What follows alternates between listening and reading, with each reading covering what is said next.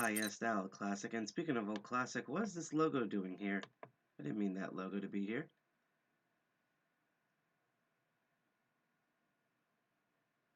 Okay, just making sure the audio works. Hi, everybody. Am I crazy here? I sound more mellow right now. Welcome to the DEFCON 201 live stream. My name is Side Pocket. I'm one of the two co-founders of DEFCON 201. I'm going to make this very quick. If you want to know more about us, we're a computer hacker group that is based in Jersey City. We meet third Friday of every month. Our last meeting of the year is going to be on December 18th. You want to know more, you can go to our URL at defcon21.org and all of our social media, including Instagram, GitHub, and all of that. Our big one, though, is Twitter, which we're at DEFCON21NJ. It's a slightly different URL. You're probably wondering why my hair is one, crazier than normal, and two, why I sound like a giant hippie right now. And that's because I could probably say a lot of things about the Free Software Foundation, but basically they apparently think it's a good idea during COVID with hackers to host things that are at noon when most people are waking up at 2 p.m. And so, despite all the alarms I set, I essentially overslept. That's what happened.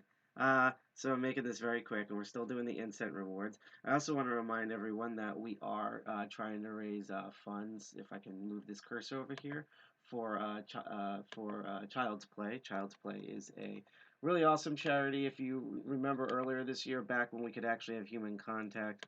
Hold on a second. Play. Let's see. Charity donation. And then link. If you remember way back when we were actually able to meet people in person, we actually had a. See, this is why you don't do these things at noon, because my brain doesn't work. But here we go. But yeah, we were at the PAX East, and that's what PAX stands for Penny Arcade Expo.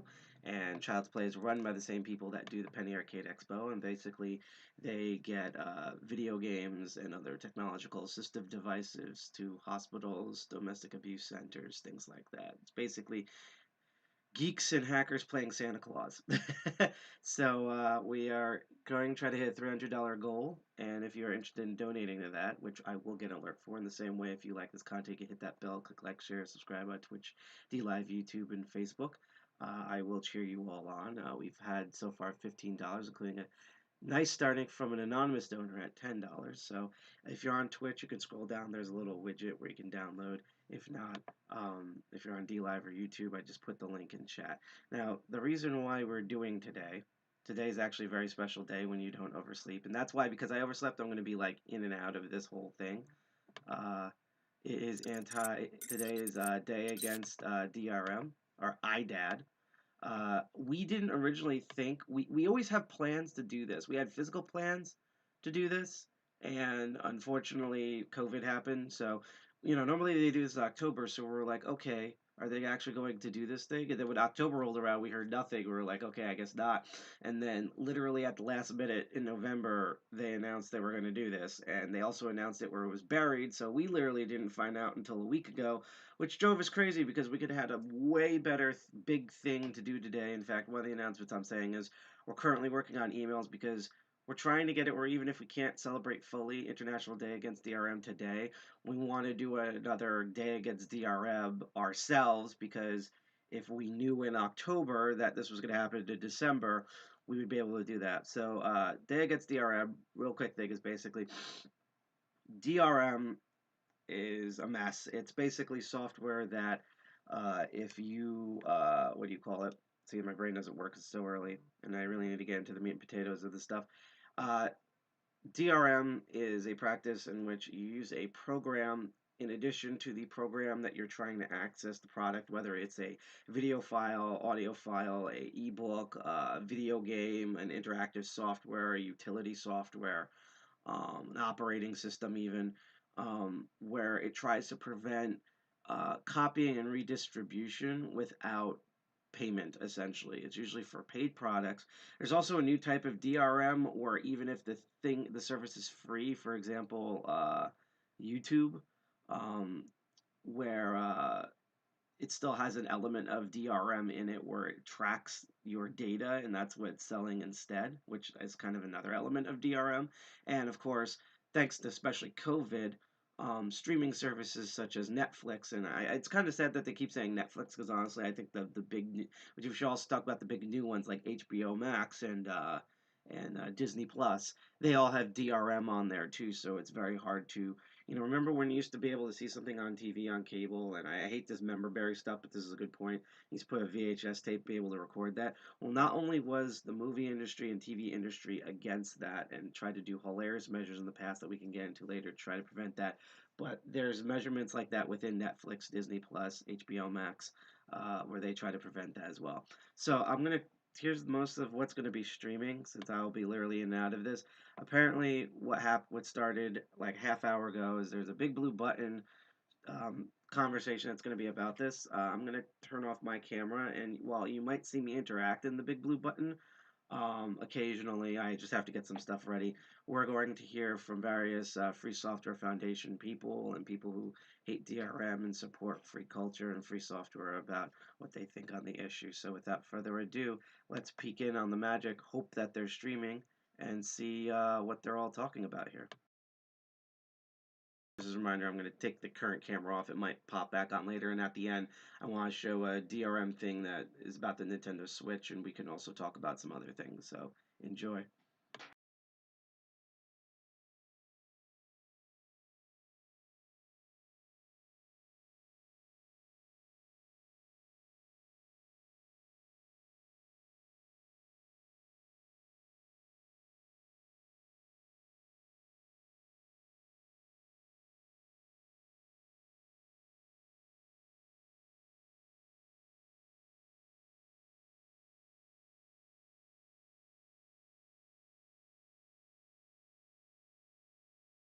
Now this is the fun part where we wait to get approved to get in.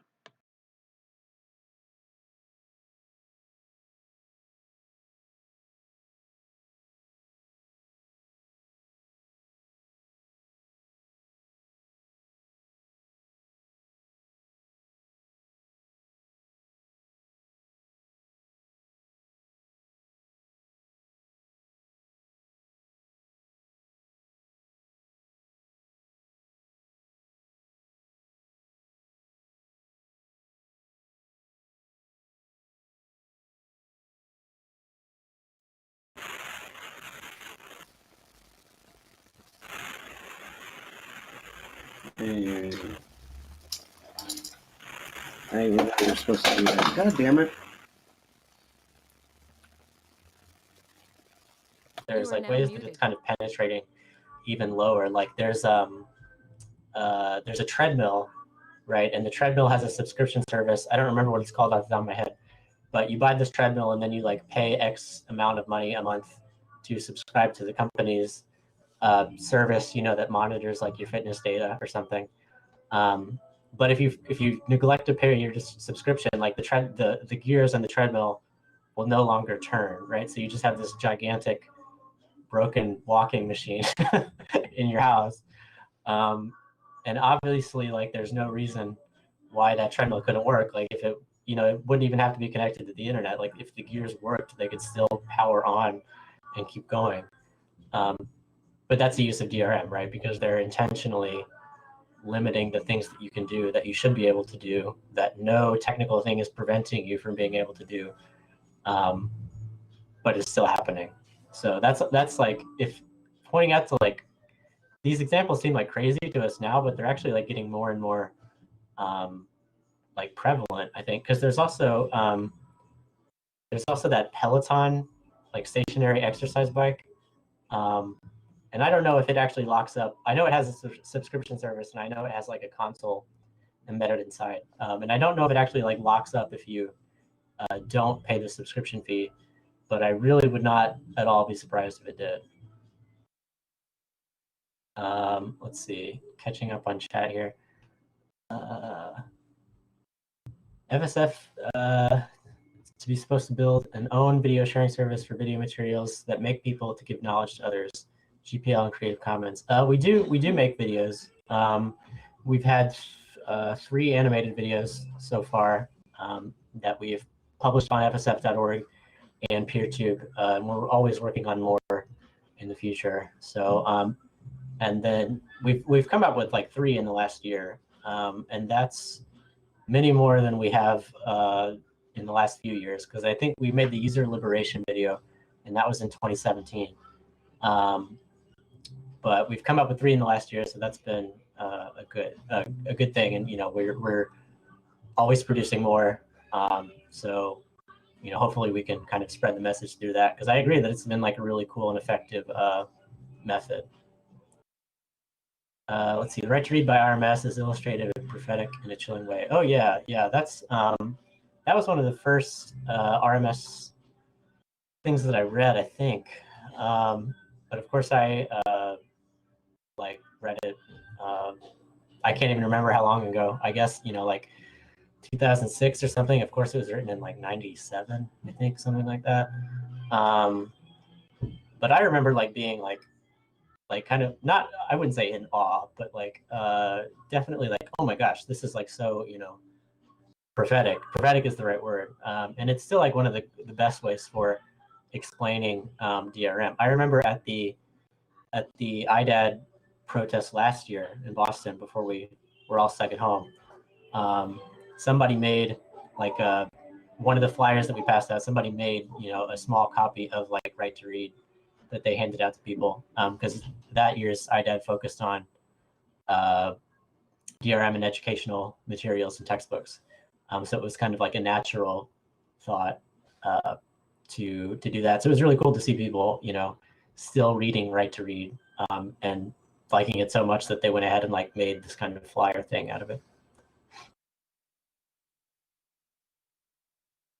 Google has an insidious program where they give free software to grade school facilities with the intent of brand advertising and data collecting. Is there anything the FSF or the community is doing similar to that? And if so, how can we get involved? Yeah, the educational proprietary software in education is a big problem. It's not really a DRM issue so much, but there are a number of things that the FSF is doing. So currently we still have a petition against proprietary software in education. The easiest way to find that, it's an FSF petition, but the easiest way to find that is just to go to the front page of GNU.org, and it'll be linked in the sidebar. And the outcome of that is that we're going to, if anybody chooses to give us information for the schools, so as part of the petition, you can say I'm a student at blah blah university. We'll reach out to the administrative staff at that school and invite them to a Big Blue Button discussion privately with a lot of free software activists in education. So currently the FSF has been kind of messing around with this a little bit. The reason that we have a Big Blue Button instance in the first place originally was to help some MIT professors conduct their classes using only free software. So that's an important thing to us. And then, as we saw it being used in more and more places, freaky stuff ProctorU and all of the exam proctoring software, where it's pick up your camera and do a panorama of the room and all this completely invasive, ridiculous stuff. We realized that was going to be a big problem, so we launched the education petition to try and raise awareness about the ethical implications of using proprietary software for these things. It's a very bad idea, and also the very workable free tools they can use instead. Big Blue Button is a really incredible piece of software. It has all of these things that the FSF tends not to even use. We're using it today for the stream, but there's also it can tie into Canvas and grading stuff. It has course management stuff going on. So if a teacher has access to it, I imagine that it's pretty easy to learn and then workable from that perspective. Because we've had professors at MIT use our instance, and they say it's a much better than whatever they were using before. Ron says, I simply refused to do it and had some individual lessons via Jitsi Meet. Yeah.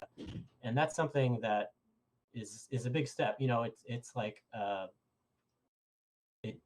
you have to be, I guess, brave in a sense, right? You have to say I can't do that because of this reason, this is unethical. I can't do that. So, anybody that's able to take a stand like that, I mean, that's another case where it's similar to DRM, right? If you voice your opposition to DRM, you're taking like an individual stance. And it's the same with like proprietary software in education, right? Like you could say, even though you're in class, we've had people email us and say like, what should I do? I'm in this class. I don't want to use proprietary software. And we've had people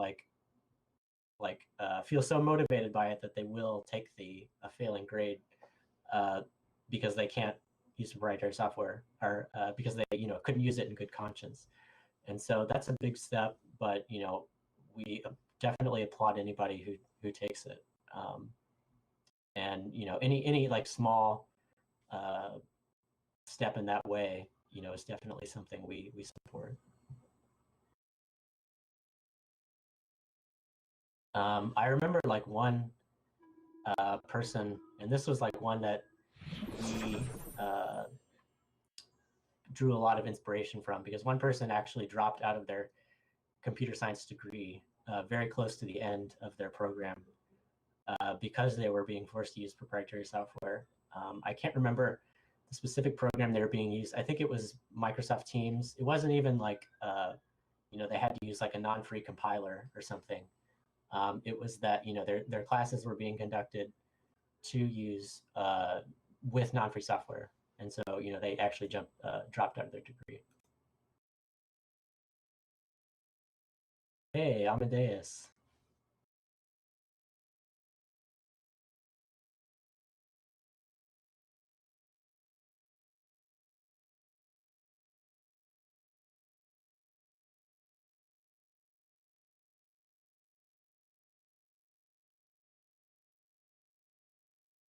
Hey, how's it going? I can't hear you currently, but we can see you.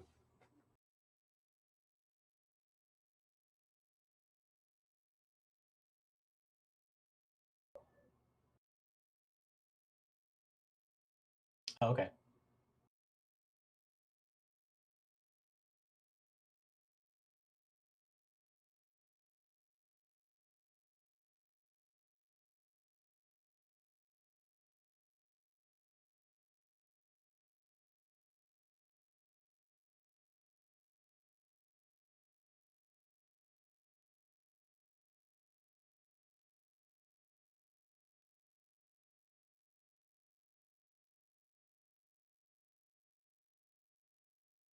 So let's see, got some other questions. What does FSF use for live streaming for LibrePlanet? Finding streaming alternatives with no DRM is hard. Yeah, so Ron's right, we use Big Blue Button, Jitsi Meet, and Icecast. There's a write-up of that on the LibrePlanet wiki. So how that usually works in practice is we will invite speakers to a Big Blue Button call, and then someone in the tech team has like a screen capture going on that they then send out via Icecast to everybody just watching on the stream. And I think personally before I've used, this is a little bit like, I don't know if this is really workable too much, but I've used OBS and Nginx in combination with each other to do a stream before, but that's just like a personal thing that I did one time. Hey. How's it going? It's going good. Thanks. Cool. Let's see.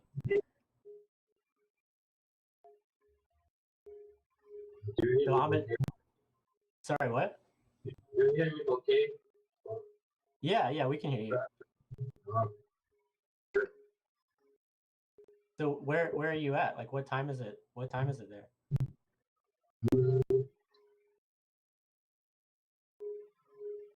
It's almost 7 p.m.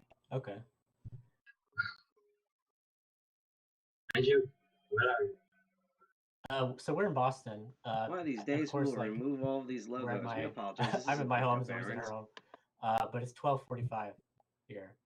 So yeah, I mean, it's always cool that we can, connect with people around the world when it comes to, anti-DRM advocacy. So. What's the weather like? Sorry, what? What's the weather like in Boston? Oh, the weather. It's kind of cloudy today, but it's going all right, I think. It's been cold. It's like getting colder slowly. But it's slowly getting there.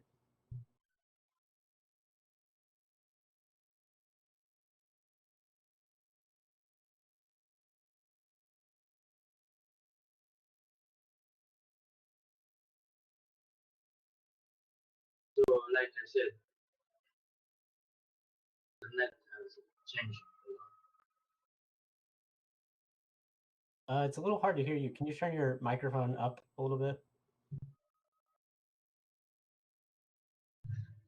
Maybe I have to. I'm using a laptop.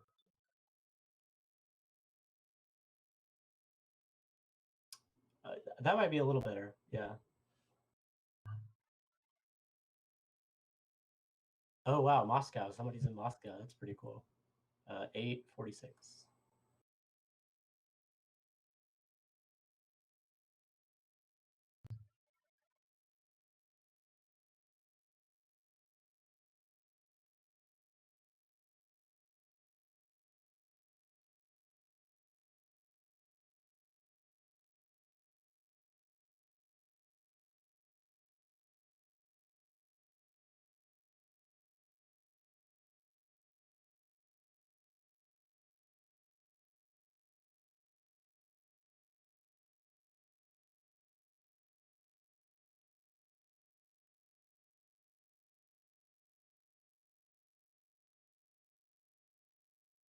So, how long have you been with FSF? I've been with FSF. It's like a year and a half now, I think. So I moved across the country to be to work at the FSF. So it's been a lot of fun so far. T Platin says, but the ISA is free and anyone is allowed to implement.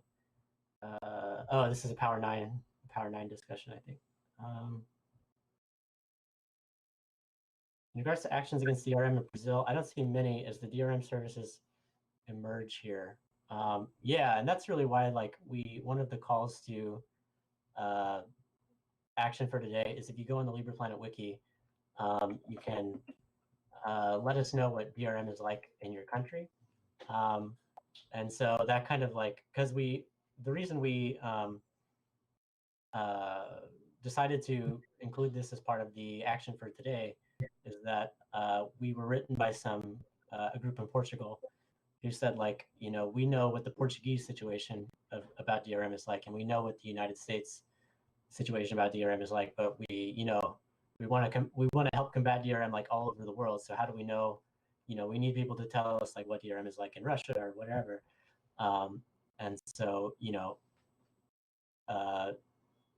sharing with others what the situation with DRM is like in your country is one important way you can do that. I wonder why Intel isn't named among the worst DRM offenders. Yeah, I mean it's. Oh, you mean on the Defective by Design website, like that list of company logos and stuff? Because we could definitely add them to that because they're really not great in that regard either. Jeannie says, unrelated, what about the resigned argument? Yeah, it's not ideal, but I'm happy to settle as long as I can still see my shows. Yeah, that's a really difficult one. And I think when it comes to reaching out to everyday sort of people, that's going to be the one that's really hard, especially during a pandemic, right? They're going to say yeah, DRM might be bad, but how do I, what am I going to do about it? I need to do something. I need to, I want to watch whatever. And that's really where a strong individual approach is going to be necessary. So if you say, I really don't want you to use DRM. You really shouldn't use DRM. So like, let's do something together. Or you can also say like, I think there's a way to make a slippery slope argument where you could say like, DRM is becoming even more entrenched now in a pandemic. Like now that they've gotten away with this, like it might just kind of spiral to the point where DRM is becoming much more of a problem. Yeah, HTTP is they're doing. The management engine is a DRM enforcing device, among other functions. Yeah, that's really true. We don't often, a lot of people talk about the management engine in a specific way, and they often neglect that it is, it's a DRM. Like ensuring the DRM kind of works, such as it does work, is part of the management engine's functionality. And so, yeah, that's something we always want to be sure to mention too. Apina says, I can of course try to research about this, but the legal and judicial archives on this are not really organized. Yeah, I mean, it doesn't have to be like super intensive, like any kind of individual perspective you can give on the situation is appreciated. And then ideally, if somebody sees that you've filled out like a small amount about Brazil, they might come and say like, oh, I know a little bit, I know this part about what it's like in Brazil, or I know this part about what it's like in Brazil. So you don't have to feel the need to have like a comprehensive, post from the get-go. That's part of the appeal of being a wiki, is that other people can contribute to it. Intel Design HDCP in the management engine not only contains spyware, it is used to enforce DRM by Netflix HD. Yeah, that's right. And that's a problem for free software as well, right? Because DRM is proprietary software, but there's often or sometimes Netflix and higher levels of the Widevine DRM, so anything HD basically, will not run on some GNU Linux systems because they don't have that kind of like hardware backdoor that allows the DRM to like, run without anybody being able to see it, without it having access to like the rest of the operating system. And so independent of it being proprietary software, which is a reason we should reject it anyway, it's often like a compatibility thing. I remember like a few weeks ago or a month ago or so, there was the whole thing about how HBO Max was no longer working on GNU Linux. And that's because they upped the minimum Widevine level that they supported, meaning that if you didn't have the hardware backdoor in your device, which was often running GNU Linux, or at least the Linux kernel, it wouldn't. You couldn't watch whatever that was. That's been changed now, but it did draw attention to that. Free software rules, yeah, it does.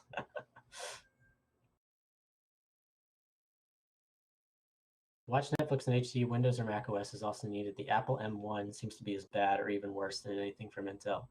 Yeah, I mean, we haven't had a chance to really look at the Apple M1 in depth, but I think in principle, right, if Apple now controls its own silicon, we can expect it to be worse, right? Because everything that they've gradually gotten more and more control over, they've made it worse in one way or another, worse for users. So from a DRM perspective, yeah, I think it remains to be seen like what the impact the M1 will have on that. But even so, I still can't, we still can't recommend it, obviously.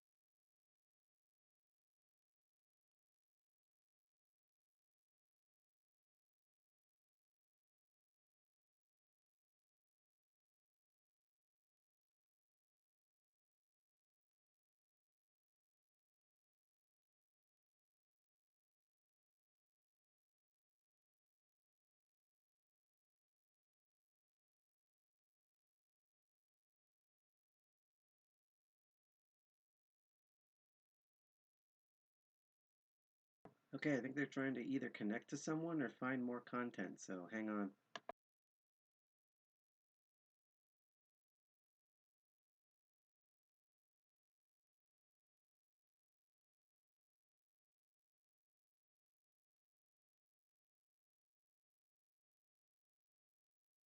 Things that I'm really mad about, right? So like, from my perspective, like, okay, so, when phones started not having headphone jacks, right? Like, to some people that was just an annoyance um, in general, but to me it was always like, oh my gosh, this is like a DRM conspiracy or something, right? Because like, if all audio is passing over Bluetooth, like if you don't have these anymore, then that audio stream, that digital audio stream, is a lot easier to lock down with DRM. So it's not unfeasible that like your phone could say, oh, I can't play to that particular speaker, or I can't stream to this or that because the powers that be are worried that it might be recorded or whatever.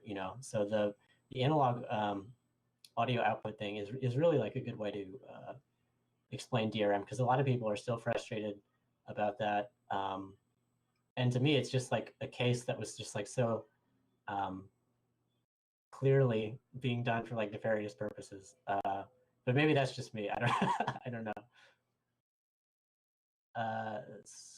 Spotify recently had a rewind feature, which is crazy because all we can see is all the mass spying. Is there any specific things going on in the realm of music in 2020?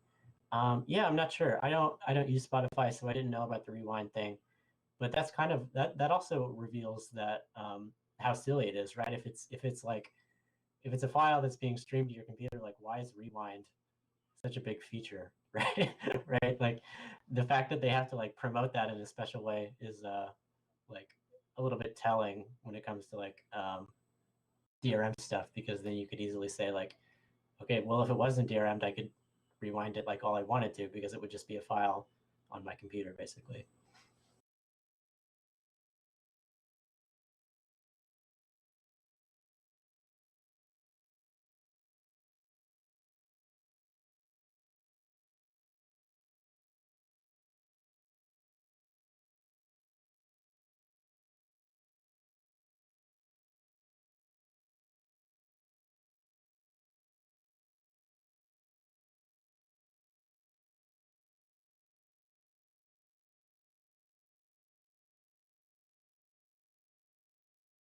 I wonder if there is a project to emulate an acceptable Bluetooth device and accept storing that data in a not DRM format. Yeah, I don't know.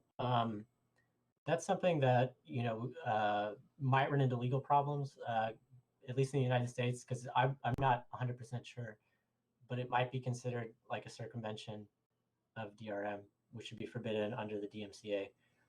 However, like it's a creative idea, right? So like if it works, I hadn't actually thought about that perspective before, but it is like one way people could potentially get around that. Like if the analog, if the analog audio output is like forever closed, if people don't have access to that anymore, then yeah, that could like be a solution maybe.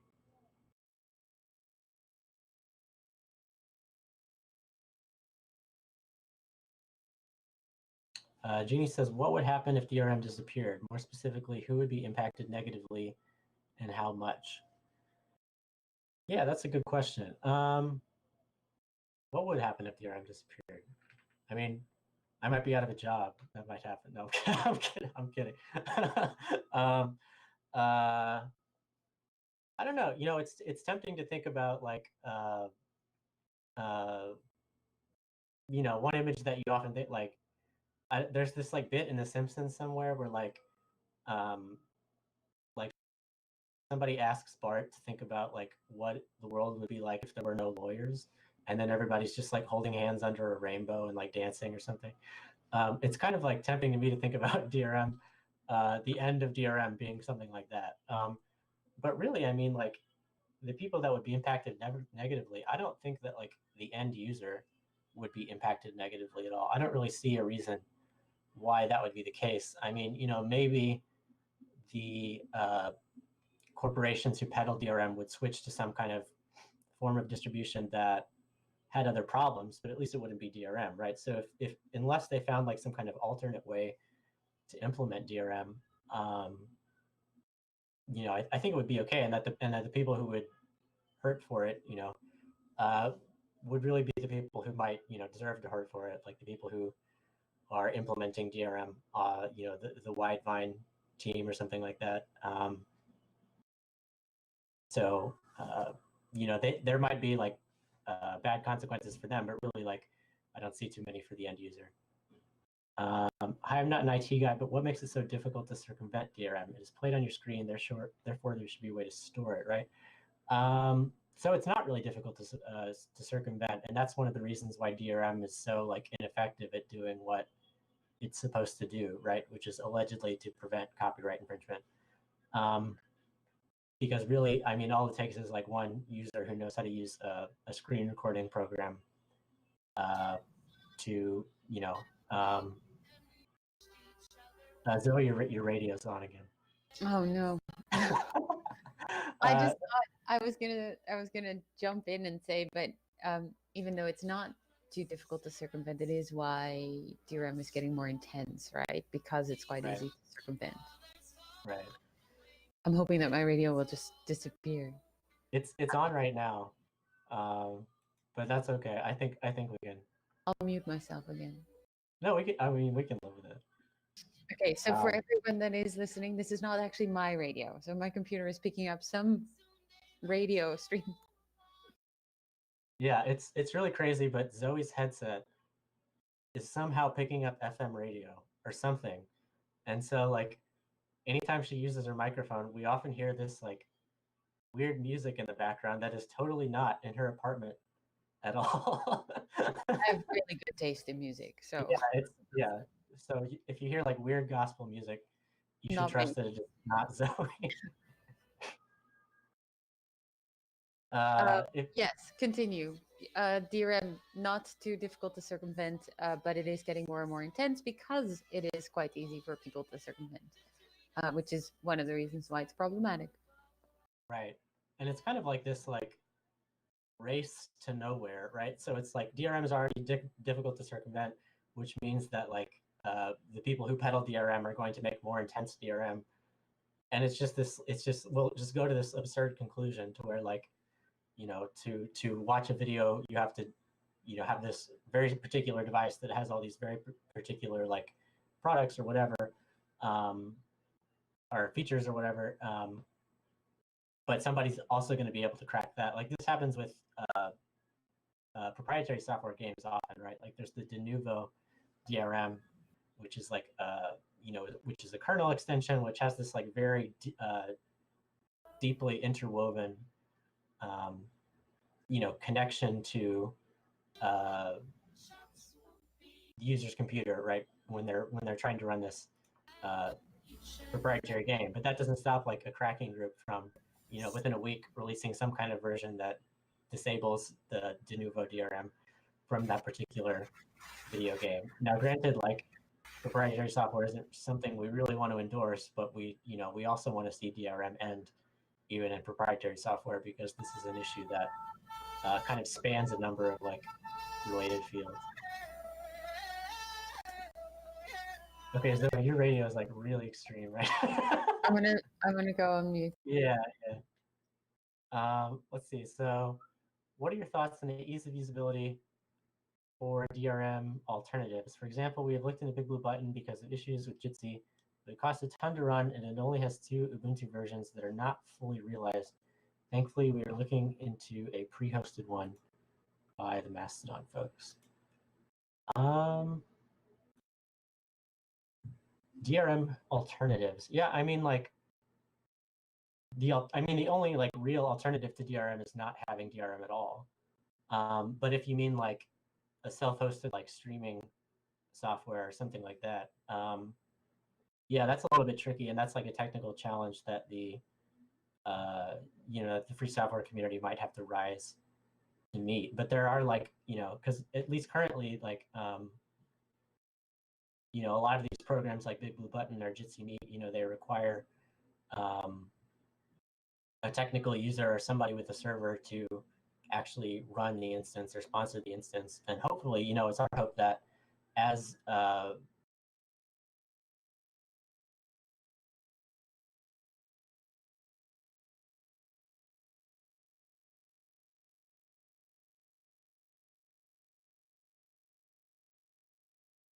these things become more popular, there'll be more that Framasoft will. They're involved in a French initiative called Chaton, which is means kitties, but it also means like let's help other people. And that's a group of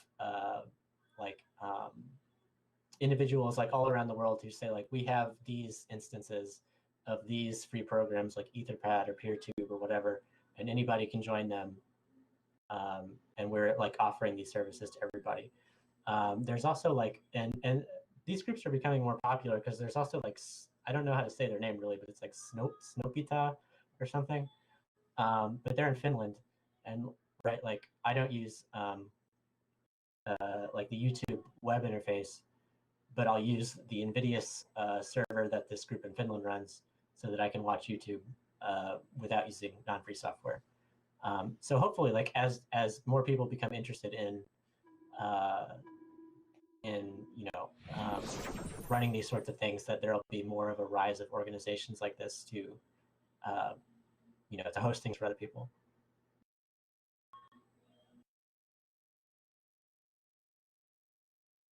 In the video game world, there seems to be a move away from classical DRM schemes such as bloatware security and private storefronts and live streaming. In addition to GOG and itch.io, what are ways we can combat this?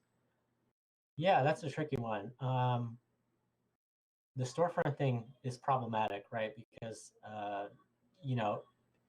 proprietary games are something that it's difficult for us to really address because we don't really condone the use of proprietary software in any way, even if it's being used for like entertainment. However, we can definitely say that the storefront thing is bad, right? Because that's, not only adding an additional layer of DRM to the user's computer, but it's also running, or it's also like nesting that program in another proprietary program. So if our goal is to decrease the amount of proprietary software that's being used like in the world, then that's a problem for us. But even Steam, like there are some games on Steam that say that they're DRM free, but really if your game is being distributed in Steam at all, it has DRM, right? Because it won't launch unless the Steam client will launch. You might get some kind of like desktop icon for I'm trying to think of a proprietary game, the Goose Game, the Untitled Goose Game or whatever. You might have an icon for that, but if you click on it, it will also launch Steam. So it's kind of like a little bit disingenuous to say that it doesn't have DRM. We love using Invidious. Oh yeah, Invidious is great. So you can watch your live streams. Oh no, shameless self-promotion if it's related to like anti-DRM stuff. I mean, that's totally fine with us, I think. And same with like anybody hopping in wanting to chat a little bit with us. Like I don't necessarily have to monopolize the webcam and the and the microphone. Do I think GOG should have free software games in its catalog? Yeah, I mean, I don't see why not, right? Because like, I think the best case scenario in that would be if the game like clearly tells people that it's free, right? Then maybe people will say, oh, what's free mean in the context of this program, and learn about their freedom and why it's important to protect their freedom kind of from there. So really, I think like GOG is easier to say like, okay, yeah, that would be cool if free programs were there. But when it comes to things like Steam, that would be a little bit trickier because like we don't want to encourage people to use Steam even if it's to distribute a non-free game, right? So it's kind of this complicated, tricky thing that starts to happen. Or sorry, even to distribute a free game, we don't want someone to use Steam because it's not free software, right? We don't want to encourage a free developer to become dependent on a non-free program in any way. So that one's a little tricky. Self-hosting, I find it hard to host all of Mastodon, PeerTube. Yeah, the npm thing. Yeah, that is tricky. And that's not and like Node.js is not something I know too much about. I mean, I know that we've vetted Big Blue Button. Our instance of Big Blue Button only runs free software. We did go through all of the dependencies and made sure that they were only running on free software as well. But I think there were some libraries that we stripped out of like the default Big Blue Button install, but I'm not really sure. You might have to look on. I think there might be a tech team post about that. I'm not really sure which libraries in particular we might have stripped out. A lot of DRM stuff is optional and is turned on by default. What is the best way to fight a war against the defaults? Yeah, that's a good question. I think developer outreach is a good point there, because even if you're a developer who's making like a non-free game or something, I'm not totally sure, but I imagine if you like make it with Unity, the non-free game development program, like you go to export your game, and then it creates like 5 versions or something for every kind of platform simultaneously. I think developer outreach might help there. Like saying like coming to like a small developer and saying like, okay, yeah, DRM might seem like a good idea, but it's actually not. And in fact, people will support you more if you take a stand saying like, no, we don't use DRM like at all. Often that has the exact opposite effect of what a lot of business people think that it's going to have, which is, people end up supporting them even more. Oh, cool. Open source streaming project we're looking into next year. Let's see. Jeannie says, regarding who would be hurt if DRM disappeared, people I talk to are overly concerned about not hindering corporations or developers from making a living. Less so, it seems, about their own user rights. GNU, that article is too radical for them. If I'm remembering correctly, that's the article where it's like you could always be a waiter or something like that. And yeah, that's a problem. I mean, like, it's kind of like a messaging thing. So like if as an individual you're confident in saying like people who develop non-free software should not be developing non-free software. They should not be making money off of something that's unethical. I think you're fully like justified in saying that, like it doesn't really matter if the corporations who are making DRM, like, okay, so if Denuvo went out of business or something, Denuvo, as far as I know, only makes DRM, and they only make DRM for video games. If Denuvo went out of business, would that be bad? Well, it would, people would lose their jobs, right? But if they're talented programmers, I mean, they could get hired elsewhere, right? And if you think about it from like a consequentialist perspective, right? If you think about, so if Denuvo disappears, that would end up having like a net positive effect on the world. If we view DRM as unethical, one less DRM company creates an effect where more people are using stuff that doesn't have DRM in it. So I think like it is a messaging thing, and it kind of is dependent on like your individual comfort level, whether you're confident in saying like no, people who develop DRM should not are not justified in making a living from DRM. I mean, I would agree with you. Let's see, I prefer GNUnet, which is decentralized and free of DRM and spyware. There's also Taller as a payment system. Yeah, I used GNUnet back in the day, but I haven't really used it in a long time. And of course, there's Taller. Yeah, and the FSF bulletin, I think it's this coming membership bulletin. There will be an article about GNU Taller. So if you're interested in that, you might want to look forward to that. That still feels like you need a PhD in quantum physics to use. Yeah, I really don't remember much of it, but it might. Red Hat shows that you can find a workable business model. Yeah, that's true. And there are also companies that have found like a workable, fully free business model. Like Vikings is a retailer that only sells software or hardware that's compatible with free software. Bramisoft, is a nonprofit, but they are able to employ people to work on PeerTube full time, for example. So there are ways of getting around it. Yeah, Aral Balkan. Yeah, I've read some of his stuff. He's a pretty interesting guy. I don't really know. I haven't talked to him personally, but a lot of his like essays and stuff are interesting.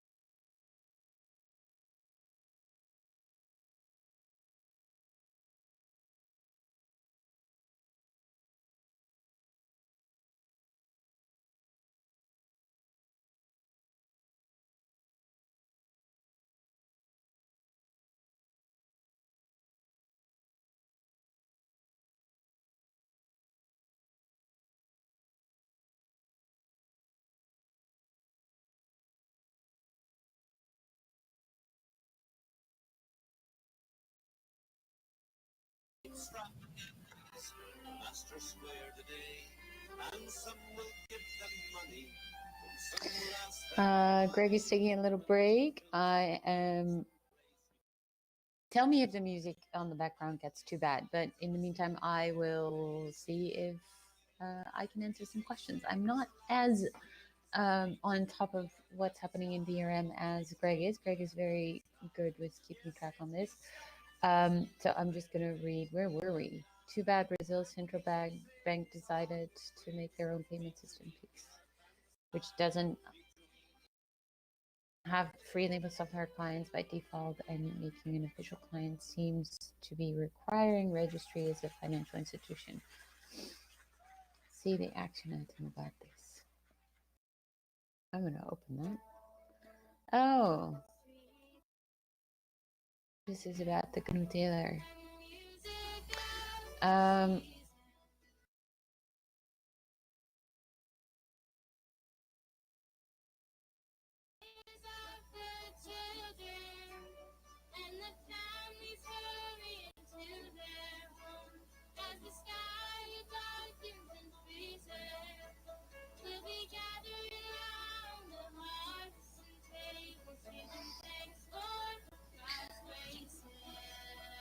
I'm not sure where Greg left off.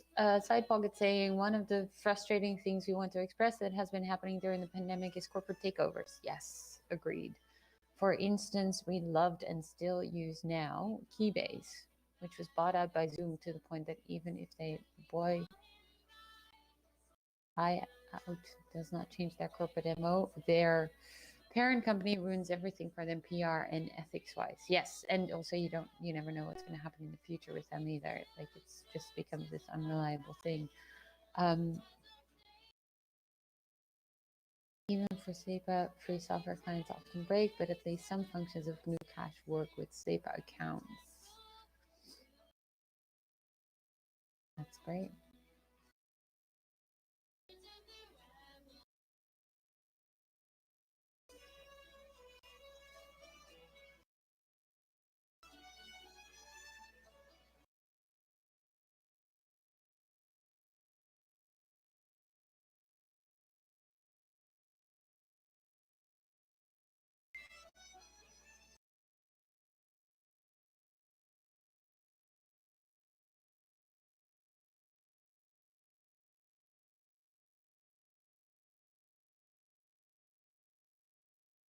Sorry, I'm not speaking.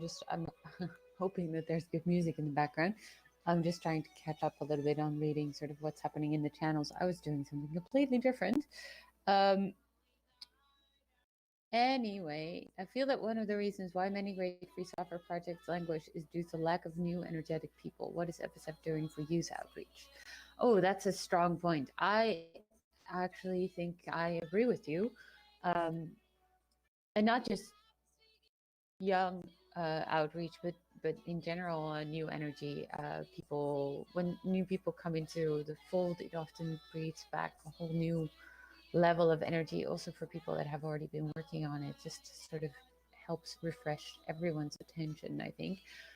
What are we doing for youth outreach? So one of the things I think that we're doing is Greg and I try to locally talk to youth. So one of the things that we did recently was go to a school and talk to young people in front of a classroom. So if we're in touch with teachers or students or something like that, we try to reach out through those people to grow our reach. And which is like a very direct way of communicating with people, which we really enjoy. And I think that that's also very effective. Other things that we're doing is really sort of making sure that we give platforms to younger people. So one of the reasons why, for example, we invited Erin and Alyssa last year to keynote for Legal Planet is indeed because we feel that young people need to have a platform and be speaking. So we try to really reach out to them and give them a platform through our community. Other things like we're currently also speaking to people in the community themselves. So I don't know if you've seen, we have our Working Together pages. I personally do some outreach for that, and I also try to connect with people on in the community to speak to us about what they're doing and if they maybe want to share what they're doing and how that's going. We can always use help with connecting to other people and younger people, but yeah, we reach out to universities, see if we can speak to like with the petition, for example, that we're working on, we reach out to universities, and if we form a connection with these people, we try and build on that to be able to speak to actual students, which is something that I think is just very important. Yeah, so those are our basic things that we're doing that is direct information. Other than that, it's just really about building connections and feeding off that. So once you connect with us and once we've had a conversation with you, we'll probably always come back to you again to either connect to the public and stuff like that. But another thing that's happening, and that's something that I think also adds to this, is, for example, Devin is also still working in schools with people. So he works with music blogs and teaches young kids about programming and programming languages and stuff like that. And these are just different projects that we support and also try to sort of help out with to make sure that we keep connecting to these younger generations. And of course, there's so many different levels of doing that. So Devin speaks to like primary school children mostly. And then the work we did, for example, in speaking to the classroom was like high school. And then when we're talking university, I think we're talking more Legal Planet is a really good channel for that. We try and give young people, when they submit talks, a platform and speak at Legal Planet. We're just always open to connecting more and learning, I guess. Then the music and the singing would start up. My father on the banjo, P.J. Conway on the box, the stack of barley, the lakes of Sligo, medleys of marches, waltzes and polkas. Teresa McNally from my mother's hometown in Galway would sing. So the radio has like some Irish guy talking on it or something. Talking even, great. Yeah. Is it loud? It was for a second, but now I think it's okay. It was just kind of funny. I think everybody here knows that you're not listening to like polka and stuff. So if only I could like edit a little bit. Like if I could just change the channel or something like that. Yeah. I have no idea. I really also just don't know how to fix it. So if anyone that's listening has an idea of how I can get rid of it, please let me know. Oh, it's WGPA. Jeannie, are you sure? Is that what it is? Oh, wow. Okay. It's like fiddle music. What's that? It's like fiddle, like fast violin music. Oh, wow. Okay. Yeah. That's so funny. it's okay. It's our backing soundtrack. You know, we need a little bit of a. Yeah, as long as Yeah. as long as it's good music, we can just say that we did it intentionally. Right. If it becomes terrible, we'll have to start apologizing again. Regarding youth outreach, I'm still of an age where I attend school and have foolishly attempted to convince people that DRM and closed source software is unethical. I'm not the best people person, but it is really difficult. My friends just don't seem to care. Some other people seem interested, but then they almost whip out their. Yeah, I don't think it's foolish at all. I mean, it, It's often. hard. Yeah, it's hard. Yeah, and in those It is situations, hard, and it will always be hard as well. And this is something that, and not just in high school, it's everywhere. I think that one of the things that you can do stronger, like that it will make the most, that will have the most influence, is just have these conversations and then hope that some of it sticks, and refer to it again and again and again. It's very difficult to just convince someone to like fully abandon all the ideas that they've grown up with. People like Instagram, people like Facebook, people, not just that, a lot of people also use it for their businesses and stuff. So you can't really blame them for continuing on doing what they've sort of learned is okay. But as soon as you plant this little seed in people's heads, that maybe they have to think about what they're doing, or that maybe what they're doing isn't just all good, and that there are actual people behind that, and that there are consequences to what they're doing, then you're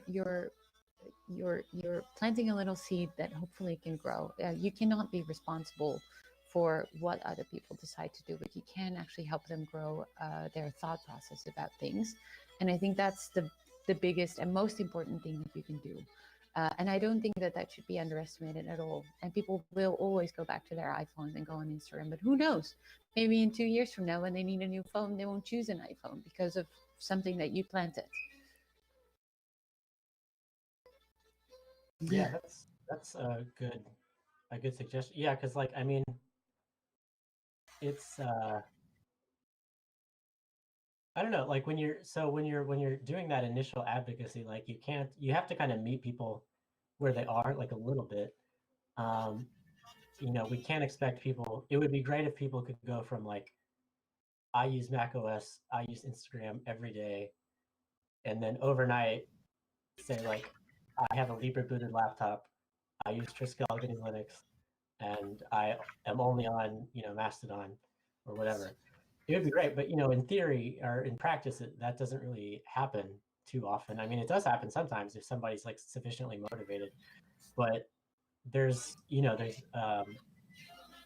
planting that seed, as always said, like it's always a good thing. Like even though it seems like the person isn't receptive or something, I mean, doing that kind of advocacy is really necessary, and it's something that you practice at too. Like when I started talking to people about free software, like even as like an FSF person, that like the first few conversations, I mean, are like really difficult to get through sometimes, because they're no matter how much you prepare, there's always some objection that you haven't heard before.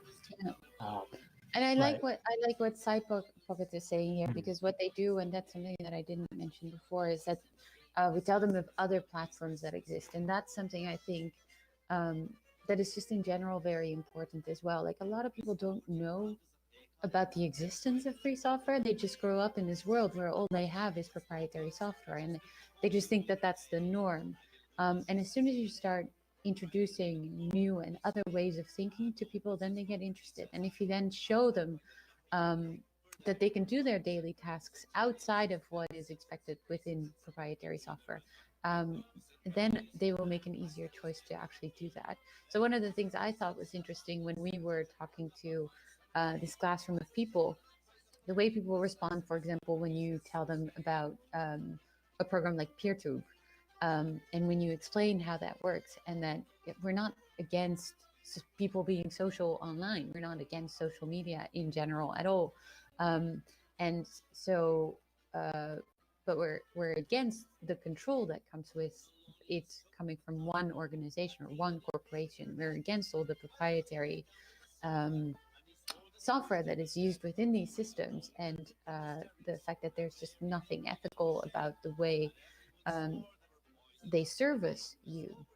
And so one of the things that we do, and that's something that I've had a lot of success with, is explain the concepts of federated media and explain that there are actually a lot of people that are already really far along in going against what is expected, and that these platforms that people are building, like PeerTube, like Mastodon, are really beautiful platforms that a lot of people are already in. And I think that really sort of lowers the threshold for people to start picking up on these things, and it becomes something special that they're curious about exploring as well.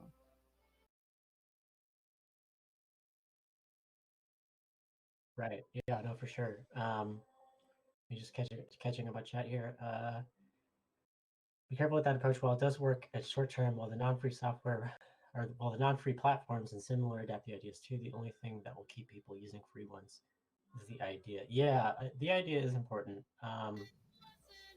Because, you know, hypothetically, like you could imagine like a free service like radically jumps ahead of a non-free one in terms of user functionality. But then if the non-free service then jumps ahead of that, you know, if users are only concerned about the technical features that service has, you know, it's reasonable to think that they would switch back to the non-free one. So the idea does have to be present, but the idea doesn't have to be the first thing that you lead with. Like a lot of, especially like in the early days, you know, a lot of people,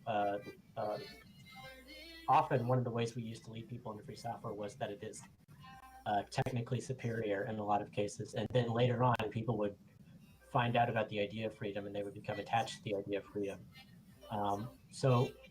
And that's a little bit risky, you know, because like there's no guarantee that like somebody is going to get attached to the idea of freedom. But it's important to have like a diverse toolkit when it comes to like the advocacy that you do for free software or for anti-DRM stuff or whatever. You know, altering your approaches however you can, you know, is important, I think.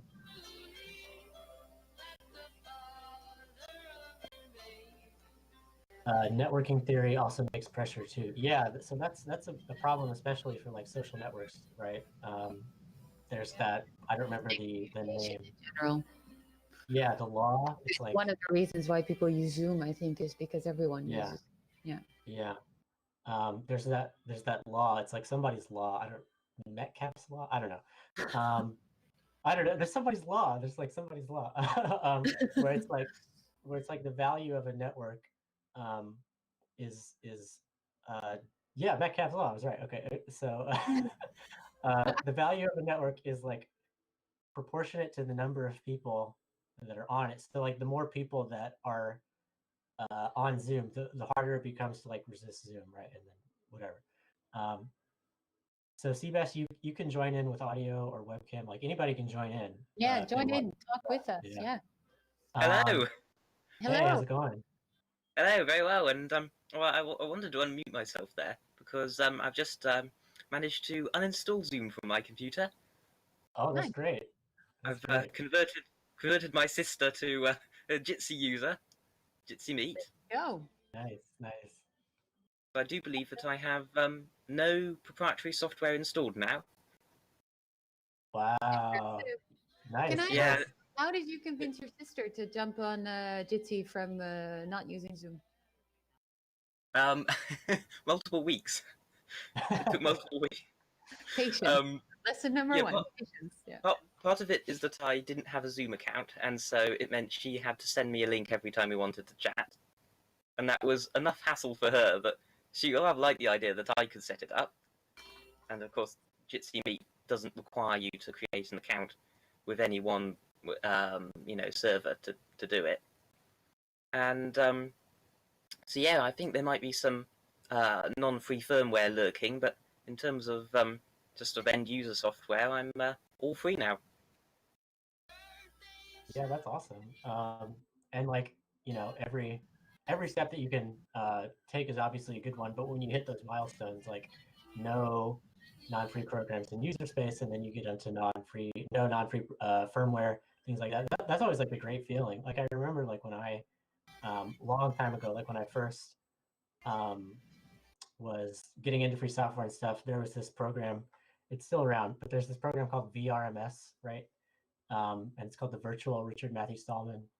And it'll tell you if you have non-free software on your computer. If you like type in VRMS, it'll say like you're bad because this program, this program, this program are non-free or whatever. Yeah, that would be interesting to locate some of the more discrete packages. Yeah, just a couple of days ago, I noticed that I had Spotify hidden on the Flatpak, which is now removed. But yeah, you need to check your Flatpaks as well. Yeah, I wouldn't necessarily recommend the use of it now, just because it follows like some different, as Advino mentioned, it follows like some different guidelines than the FSF guidelines. But I remember the day that I like finally wiped out, the last non-free program in user space. I can't remember what it was, but it was a great feeling. Like I was like, yes, I did it. So it's great, and like convincing another person is like even more exciting, right? So like that's really cool.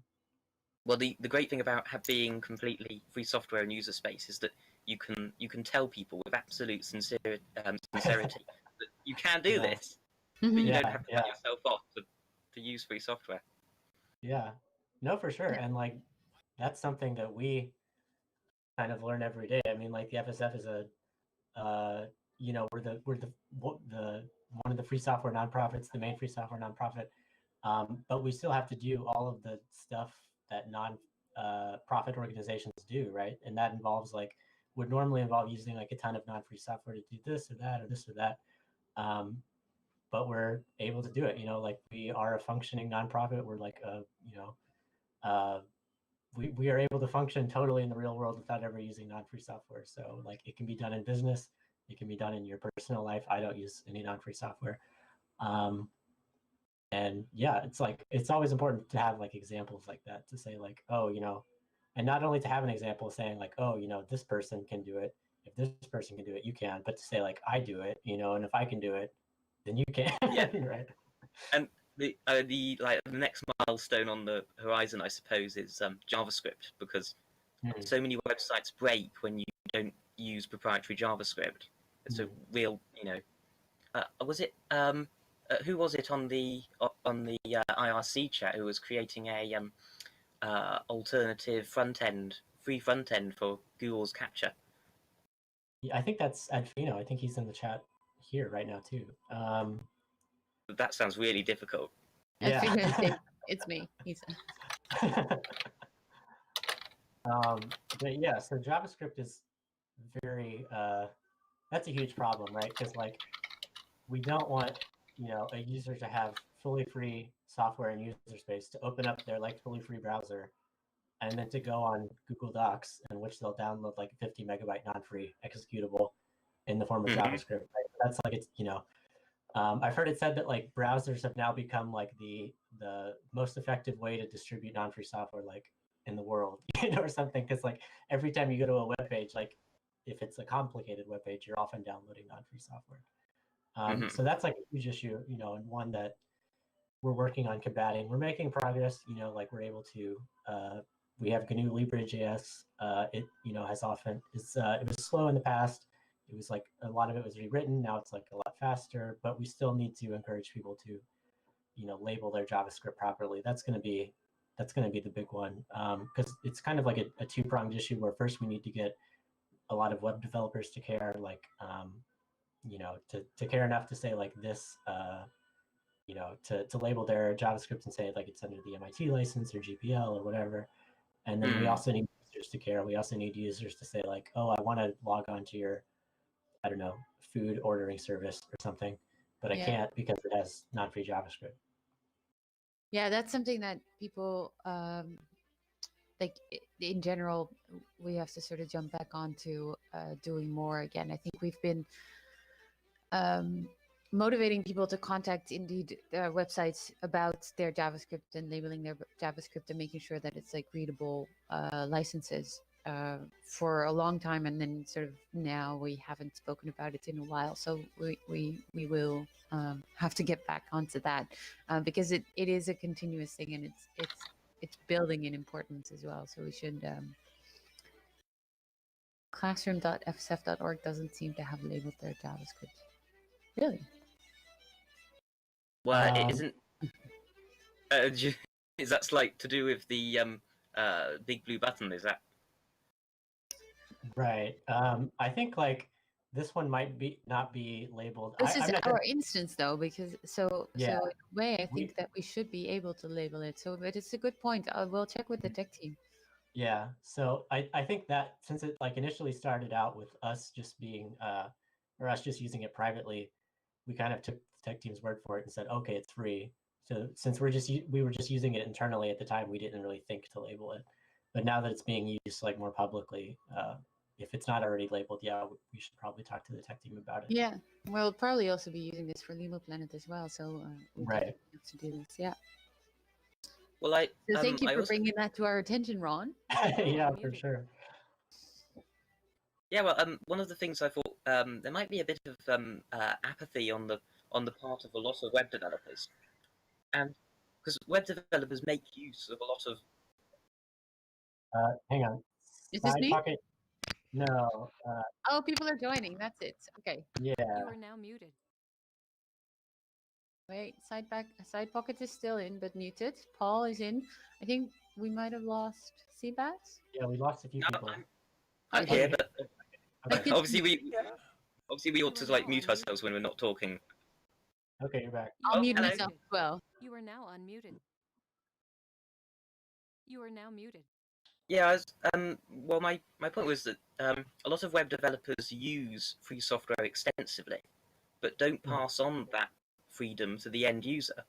Like Node.js, for instance, they has all these free packages, and most of them aren't copyleft, and so the user gets no benefit from all that that work that's being done. Yeah, no, that's like Node.js is a particularly like bad example of this, I think, because like often, if I'm ever browsing around, if I ever like open up a GitHub page and I see a project that doesn't have a license, it's often like a Node.js program, right? That doesn't think to include a license, right? I think it's like that's a developer outreach thing, where we need to talk to developers. We need to make sure that they know that the dependencies of their program are not just like they don't just exist. People are writing them and releasing them as free software for a reason. And often those are like ethically motivated reasons. So we should encourage them to say like kind of return the favor. Even if they don't want to release their program as copyleft, they should at least release it as free software, right? So Yeah, we should just encourage them to turn the favor. Well, one of the things that I came across recently was a package on pip, and part of the problem with that, in my opinion, is that there are the dependency, the culture is to make dependencies so small that the complexity to work out the licensing is just almost impossible. Right.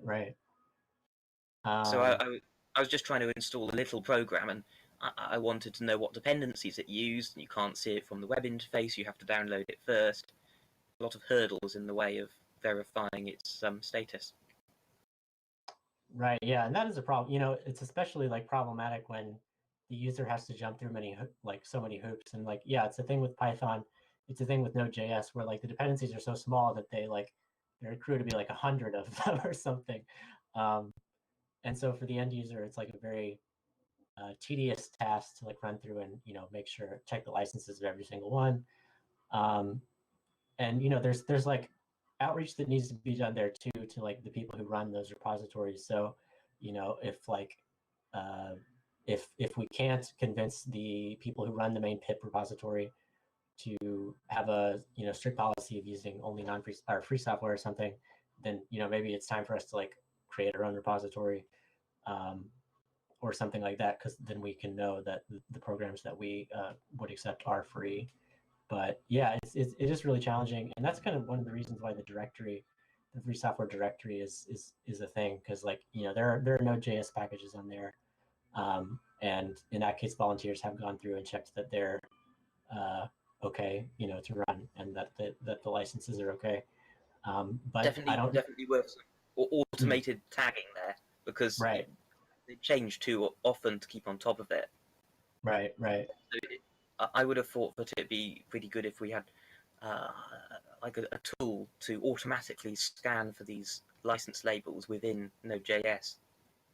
Hmm. That could be an Yeah. interesting way forward. Yeah, that would be really cool.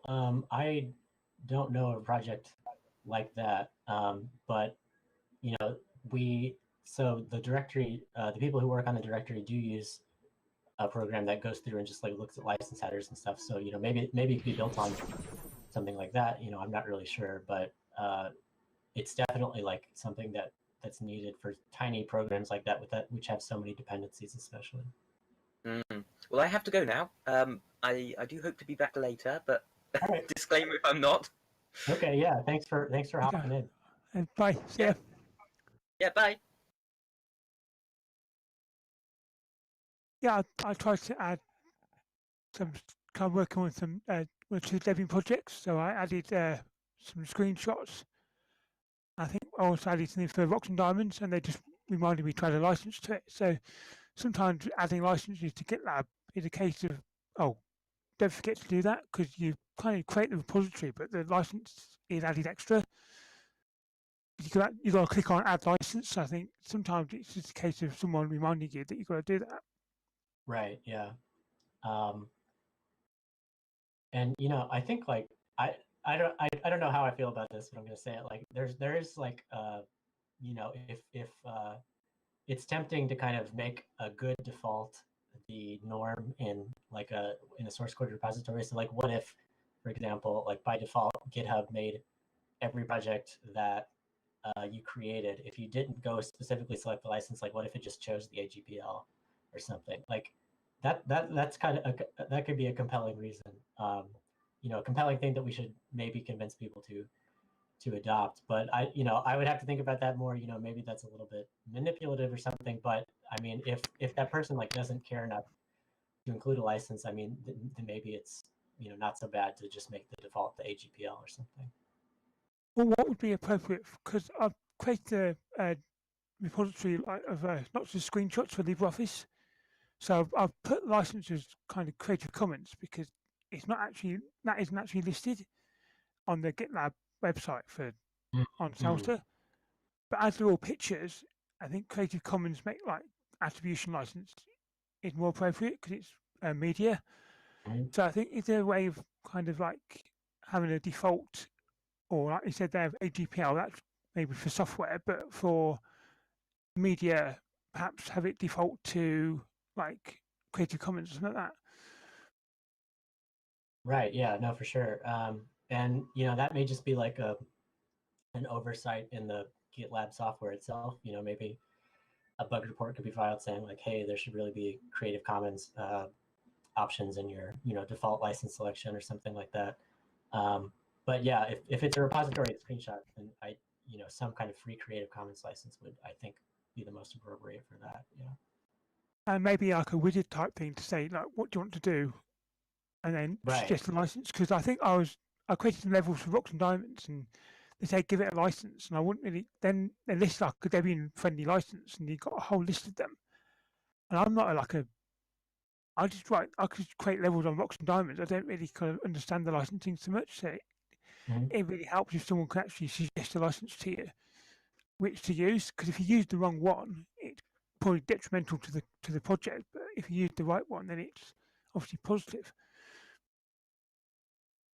No, yeah, you're right.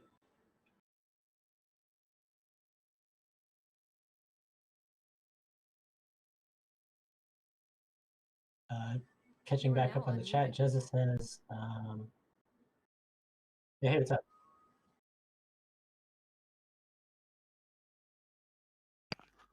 It's all right. If when you're sometimes when you're silent, there's like a crackling noise, but when you're talking, it's okay.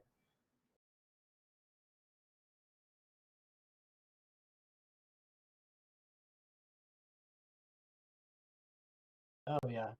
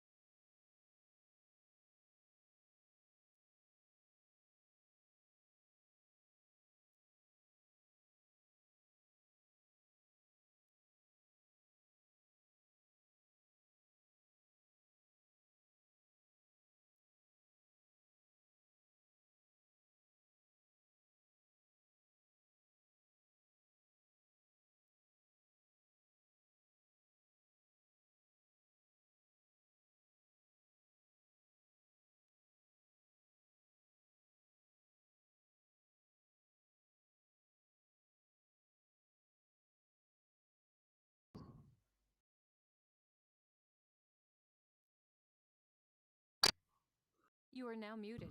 Yeah, for sure. Yeah, the group behind it is, I mean, that's really interesting.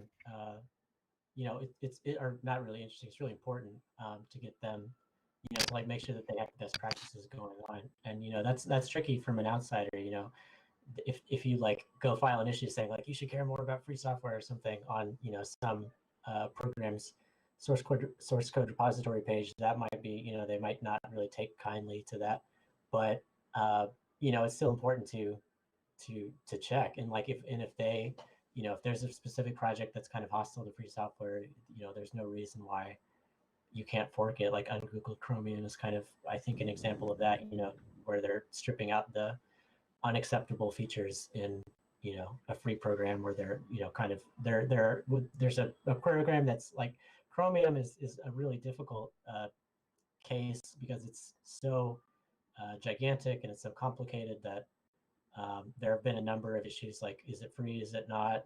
I don't know, maybe. But the best thing we have to go on is, you know, at least from a software freedom perspective, is what's in the free software directory, and then what the free software or the FSDG distros like Triskel or Geeks, what they choose to include in the package repository. And as far as I know, Geeks does have ungoogled Chromium in its repository. So, you know, I think it's reasonable to assume that it's okay. If it's not, you know, then someone can go and check and then, you know, file a bug against it or something.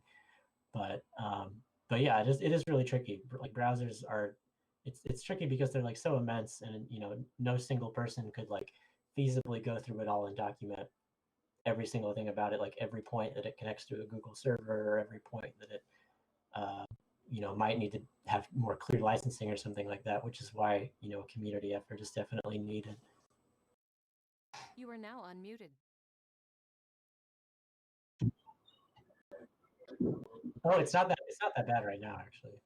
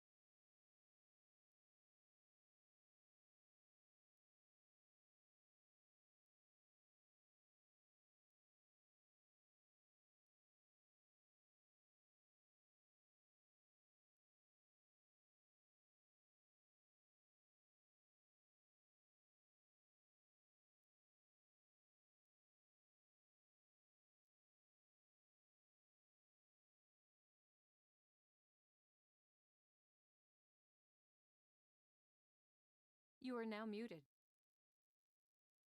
Oh no, and then kind of hopping off of that, one thing, another extension that I started using in the last 2 weeks or so, it's called Amplifier. So if you know about Google Amp, it's this kind of elaborate. I don't know if it's a money making scheme, but essentially it's like a page has to have a version of itself accessible from like Google search results, basically. And one of the stipulations about that is that the AMP version of an article, for example, can't have JavaScript in it. And so if you're worried about, if you want to read an article, but if you go to the web page and it's just blank because it doesn't have any, like if you have no script or Libre.js and it's like not loading the JavaScript, you can use Amplifier and it'll kind of add like a little lightning bolt icon. And often switching to the AMP version of the page will actually let you use it without using non-free software in the form of JavaScript, because by definition, an AMP page shouldn't use JavaScript according to Google's standards. So it's kind of using something that's a little bit problematic against itself so that we can, view it with free software. So that's cool. Like Ian from the tech team told me about that. So the credit goes to him. But yeah, it's been helpful. Is it worth? I've been looking at that LibrePay, or it's not pronounced LibrePay, but I'm looking at the two payment options they use is Stripe and PayPal. So I clicked on the PayPal link. It just says you need a mobile phone. So I click back and go into Stripe, and it doesn't. I mean, I've actually got I've got an really old phone that I just use for two-factor authentication. But when they just put that in front of you to say, oh, to use this site, you need a mobile phone number, it's just a barrier to people using it. Is it worth sort of putting like a blog post up saying you've lost a customer because of this? Now I could put a screenshot of their sort of paid with a mobile phone on it, and to say, look, this has lost you a customer. Whether they'd read it or not, I don't know, but it sort of raises awareness of problems. Right, yeah, for sure. Let's see. You are now unmuted.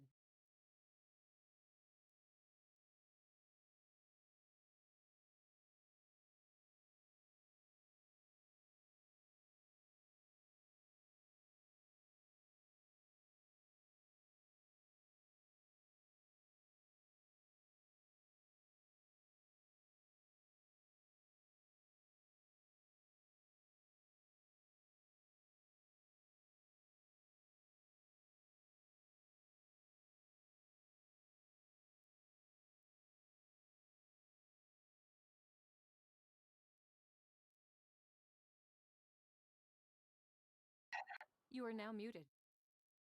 Yeah, it's difficult because the idea of LibrePay is just like if I'm creating content, like on my website, I put posts up, but I've also got a LibreOffice page. So the idea is just so people can, if they like your content, they can donate to you. It's kind of like a way of earning, or them giving contributions to people who create things. I'm looking into it. It seems like quite a nice idea.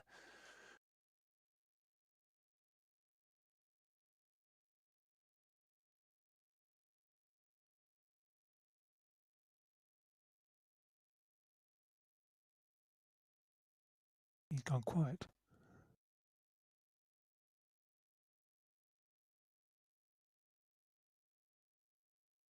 Yeah, sorry, I have to do something real quick, but Zoe, I think, is going to hop on and chat for a little bit while I do some other IDETs.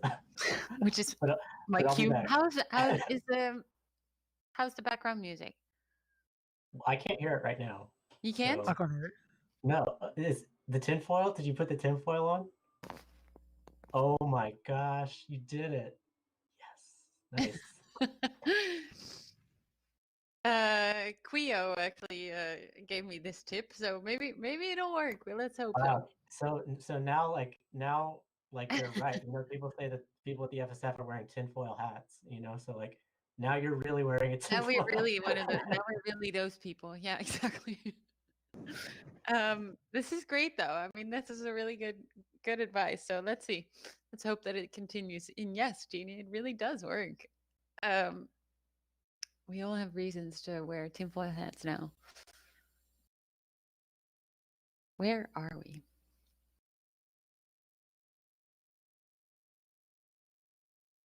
Banking, I recollect thoughts about Canoe Taylor in Brazil. For everyone that's interested in learning more about Canoe Taylor, actually we have the bulletin coming up soon, which will go online, I think, next week. And everyone is supposed to be receiving that somewhere next week in their inboxes if you're an FSF member. But there is an article about Canoe Taylor in there as well. So if you're interested in that, then continue reading online when it goes online. It's a good article. There's a couple more good articles in there, so when it comes online, you should definitely check it out. And if you want to receive it at home, then you can always become a member. Take screenshots of. I think they mean of your tinfoil hat. Of my tinfoil hat. Well, I try to hide it a little bit. Like I can't. Yeah, I can't see it unless you're like doing that. Yeah. Although to resume proposal to adapt Canoe Taylor failed, it serves as good pointers. Also, the action item I just posted here. There won't be records of this conference, right? I don't. No, we're not recording this. Yeah, we're not recording this. Correct. You can say whatever you want.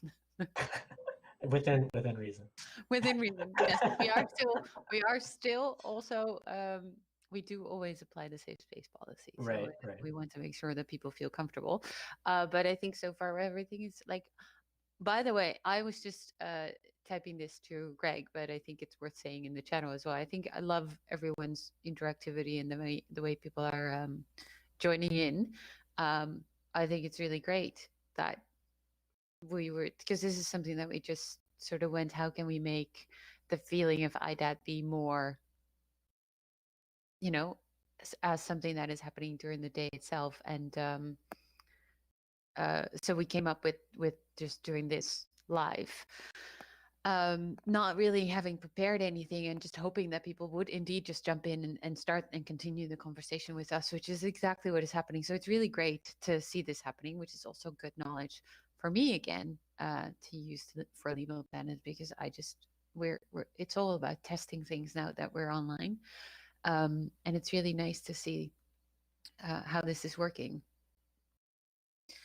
GNU Taylor in Brazil, if someone is interested, also look at the Legal Planet page. Yes, also do that. Also, when the bulletin article comes out, we should make a link on it, on that Legal Planet page to there as well, to have a further read. It's a really interesting little project. I'm saying little. That's a little demeaning. It's an amazing project. It's not little at all. It takes a lot of work, but it is in a very little country, small country. So, it's awesome. The GNU Taylor project, I think.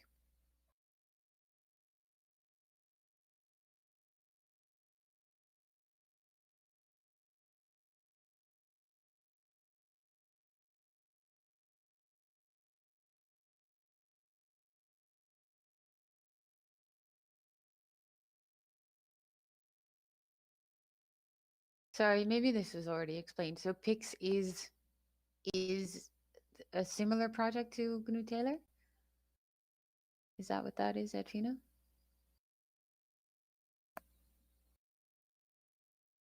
Sorry, can you hear me? Mm-hmm. Okay, so I am Edwino, and I am Brazilian. To clarify, yes, it's a somewhat similar project to GNU Taylor. So Pix is like a way they found to solve a quick problem which they had in Brazil, which is like the plethora of banking applications they have in Brazil, and they now seem to talk the same, how should I say this, standard, which is Pix. And it is a good thing, but it's also challenging because you have now situations where in Brazil, to have an official Pix client, you there seems to be a requirement for you to be a financial institution. So you can't actually build a PIX client Oh, and Captain Bin have that here, accepted in 45. the I PIX believe you just system followed us. or Thank you for PIX that follow very standard or much. We whatever. appreciate that. We're still It going to is watch challenging. this It free can be software foundation it can be thing, and then possible, I'm going to but talk for a little bit at it the end, does so stay tuned. require a financial institution to jump in to Right. actually work. Which is challenging because financial institutions are not very open to spending money on something that hasn't proven itself.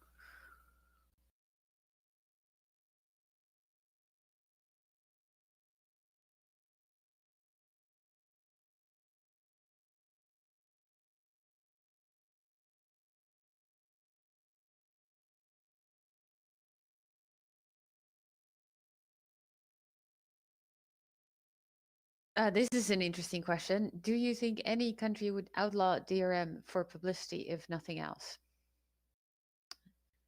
Honestly,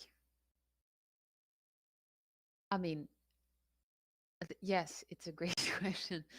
I don't want to be, I don't want to think negatively about this, but I do think it's a big ask for a country to outlaw it. But I do definitely think it's possible.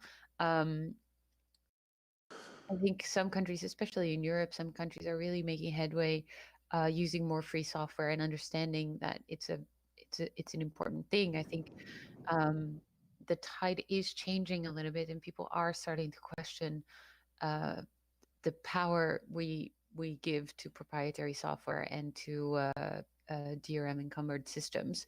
And so, who knows? Maybe we will get to this point.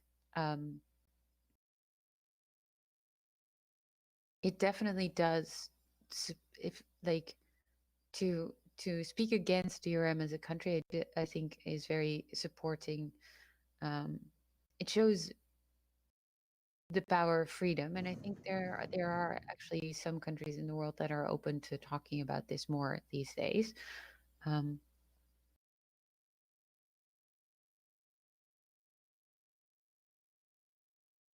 don't know. How do other people feel about this?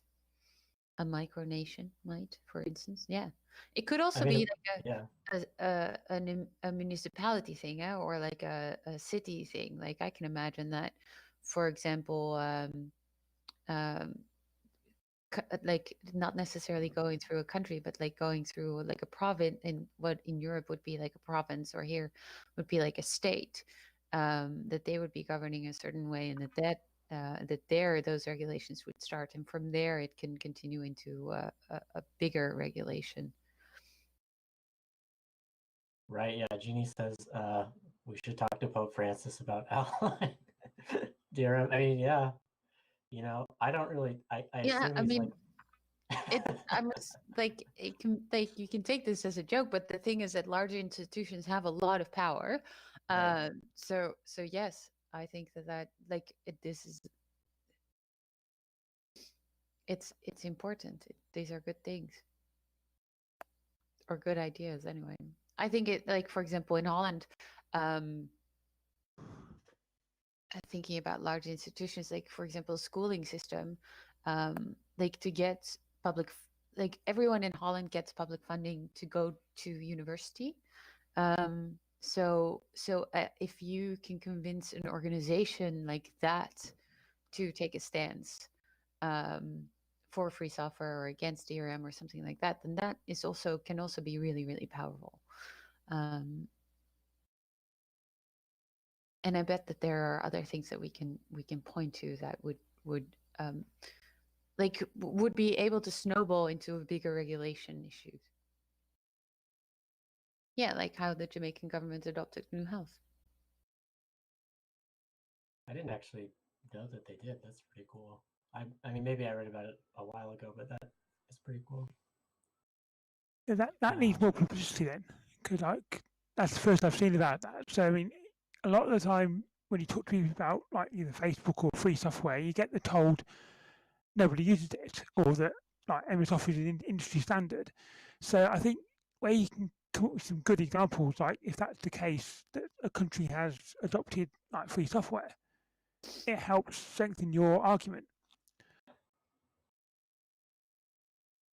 Yeah, for sure, for sure. Um, where are you located, Paul? In Devon, in England. Oh, that's funny. Devon is actually the place where you are, not your last name. Yeah, that's my sort of Cool. country. So Yeah, no, because I was gonna say, so in Europe, so in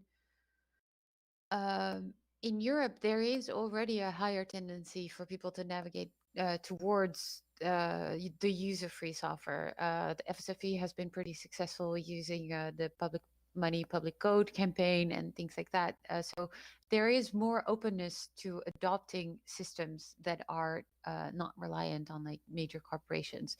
There's less of that here, I feel, here in the US. Um, and that might be due to like the smaller size of the countries themselves, or the way they're regulated, or the fact that a lot of these large corporations are actually American. So all of those can be reasons for like quicker adoption in Europe.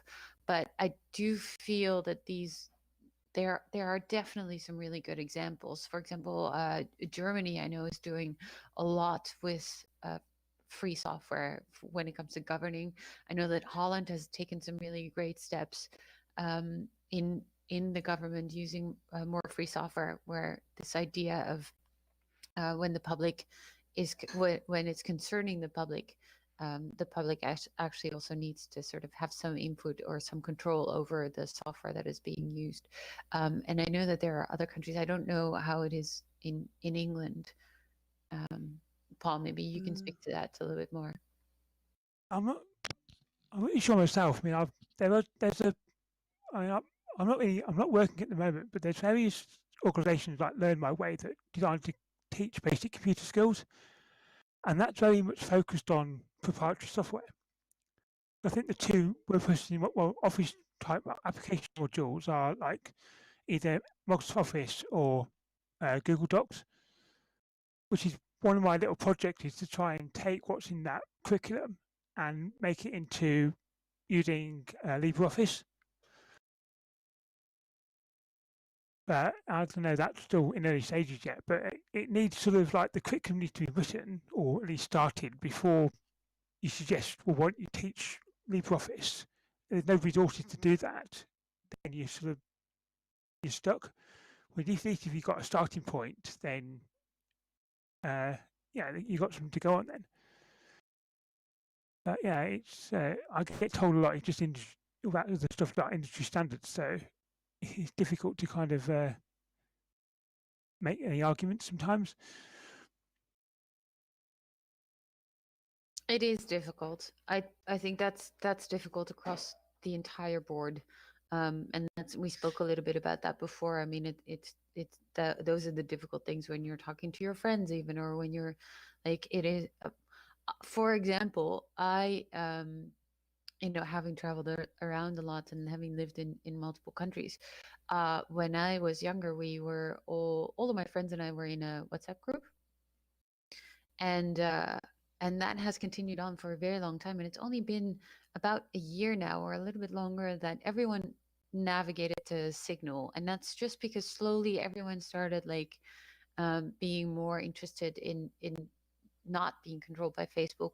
And but it took a very long time. I think the first conversations, or the first sort of objections, came like 5-6 years ago already, and now and then sort of these conversations have been had, and at some point enough people just were fed up and said, you know what, we really should just move. And then in one go everyone just moved, and now everyone's on Signal, which is also not, of course, fully free software, but it's definitely an improvement over being on WhatsApp.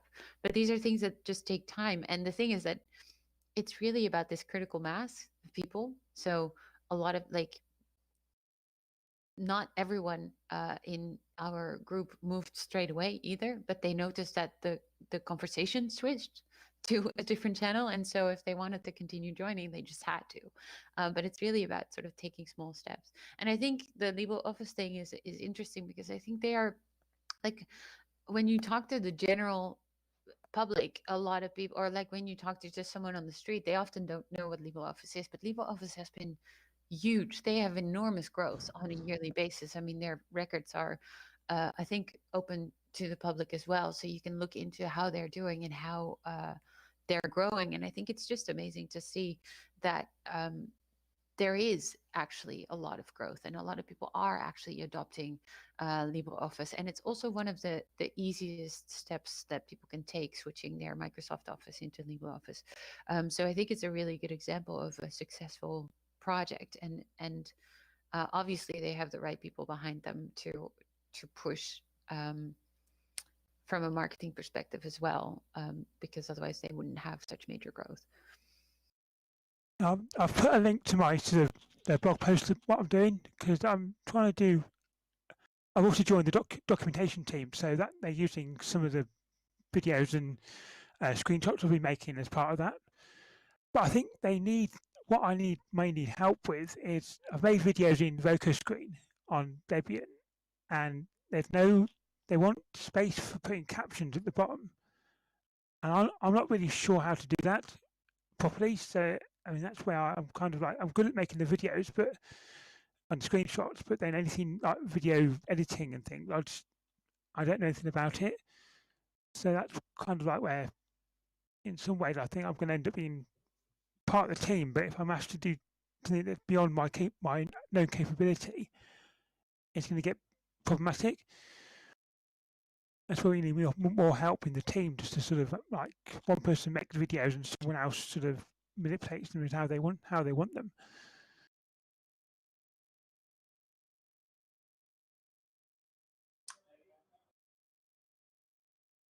But that's like not really a DRM issue, but I just want to know in a couple of minutes we're gonna. they end just the need stream more and switch to volunteers in something projects else. generally, I think.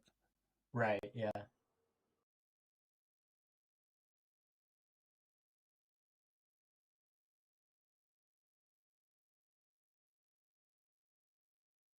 Sorry, catching up on chat here. No, that's fine. I was just doing the same. Cleo said introduce a couple of people to Jabber recently. Some 6 continue to use it after the initial chat, which is, yeah, that's exactly it.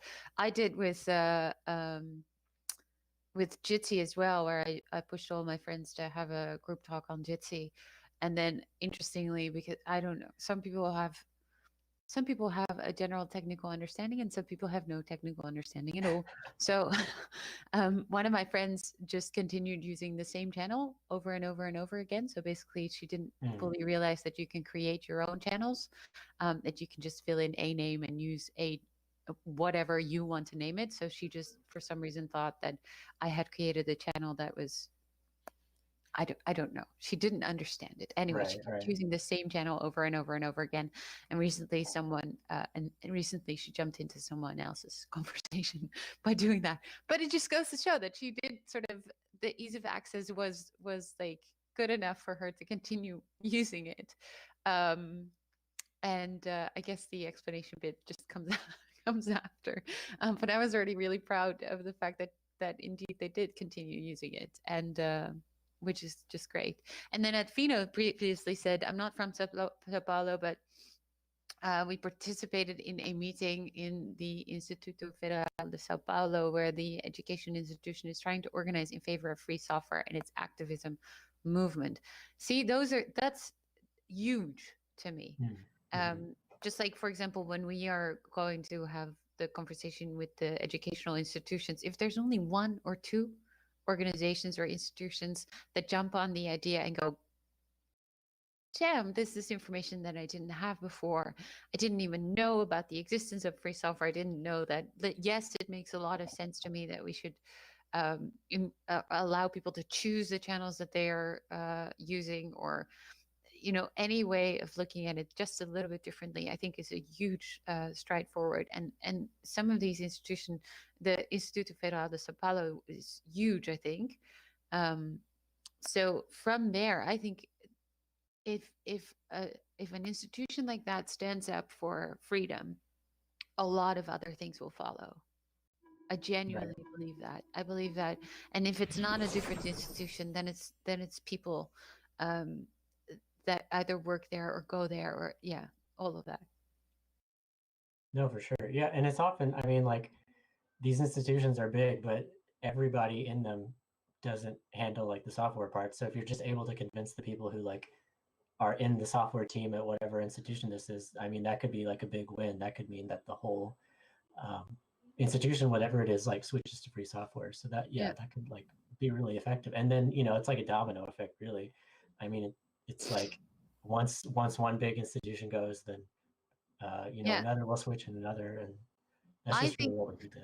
for me, like the biggest thing when I talk about free software, and also just in general, is that often people just don't know it exists. They don't Right. know that there's a choice. They don't know that there are different ways of doing things, and that there are negative consequences. Like they think that it's normal.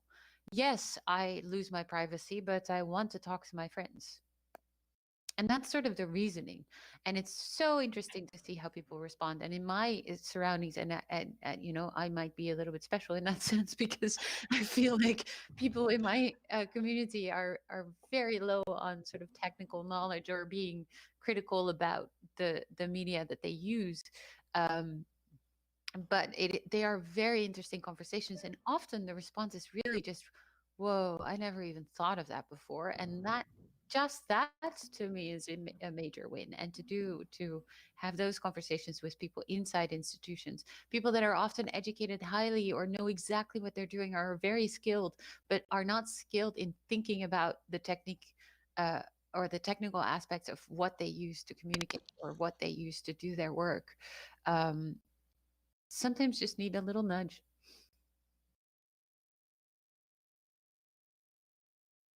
I lent a You are netbook now to a neighbor unmuted. with the Raspberry Pi OS on it back in March.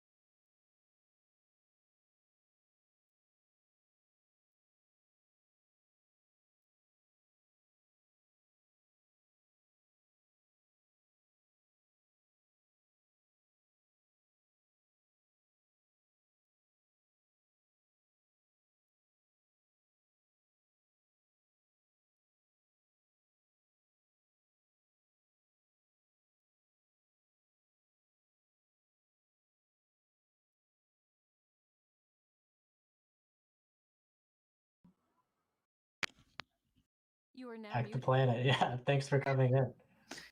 Yeah, thanks for joining in and being so active in this conversation. It's great.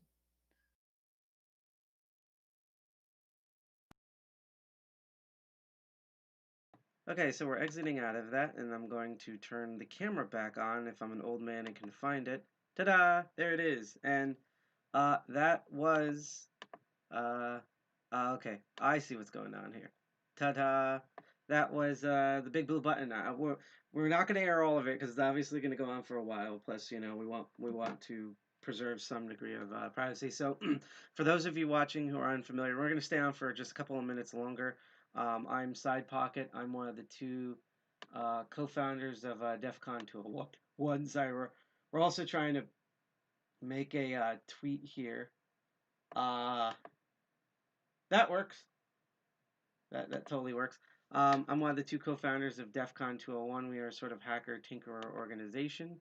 And if you want to find out more about us, you can go over to the which side is it?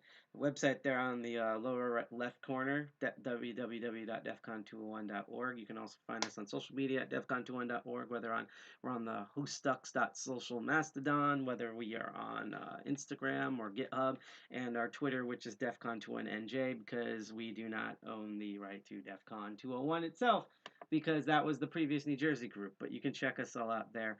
A couple of things before we go on is that I guess maybe what I should do is, well, I should explain why we're streaming. Today is the International Day Against DRM, or Day Against DRM. We found out literally at the last minute, because I really hope next year we get like a month in advance notice if this is going to happen. But but yeah, so we're kind of like combating against DRM because DRM is absolutely terrible. It's digital rights management. It's the now there used to just been programs that block you from copying files, but now there's DRM for blocking recording stuff. There's DRM for just owning rights to something, whether you legally bought them or not. Things like that, and if especially for like from the world of video games, because we covered this at PAX East, you know that this is such a annoying, difficult subject. Speaking of PAX East, we are which is what we're going to be doing all month, is we're actually running our last charity for the year, which is for Child's Play. It's a charity that's run by the Penny Arcade people who run PAX East, hence why it's called Penny Arcade Expo. And it's for Child's Play, which is a awesome organization that gets video games and other technological assistances to kids who are hospitalized, have terminal illnesses, in domestic abuse shelters. If you're on Twitch, you can scroll below, and we have a little widget where you can donate. And you know, we're saying a little bit less gold than our last charity, which is 300. But one, when you send it through Tiltify, we don't touch any of it. And two is that meaning it's done through a third party. And two is that even if we don't make our goal, even if it somehow stays at the $15 this entire month, all the money will go to Child's Play, and you will make some terminally ill child really happy this December and beyond. So if you have, I mean, if you have $20, $50, $100, definitely donate them. But if you have, you know, $10, $5, $1, I know what it's like to be broke right now, because I'm currently going through an issue of getting lockpicking gear because of the way my stuff is budgeted now. But I posted a link in chat for those who are not on Twitch. I can't scroll down to get the widget to donate to that, and we get notifications for that in the same way you get notifications to follow, like Captain Beef here, Captain Beefheart 45, to thank you for following and commenting in chat. And I like to cheer people on for that. So we're going to be on for a little while. I think maybe what we should do, because here's the two things we're going to do in the next couple of minutes. I'm just going to go over like some of the, like what's going on free software stuff as our co-founder angrily and noisily comes back into the apartment, which is why one day I want to get a soundproof streaming room. And also I'm going to try to rehook up the Nintendo Switch, and I want to show something, speaking of DRM and privacy stuff. So I'm going to now click around while we have the co-founder, aka the Thwomplet legs, run through the apartment. Yeah, because we have a giant microphone, so I could it's amazing how loud it is. And speaking of which, in chat, yes, we are. Normally we would have honestly organized like a whole big, like way bigger live stream thing with a lot of activities and stuff, but for some reason they decided to announce the Day Against DRM on, I think it was literally November 8th. It was either November 17th or November 18th. It was the same day as our meeting in November. And also, they shared a bunch of other tweets about a bunch of other miscellaneous activist stuff. So we literally did not find out until last weekend that this was going on, which means we didn't have any time to, and there's way too much light in here because you can't even see my face.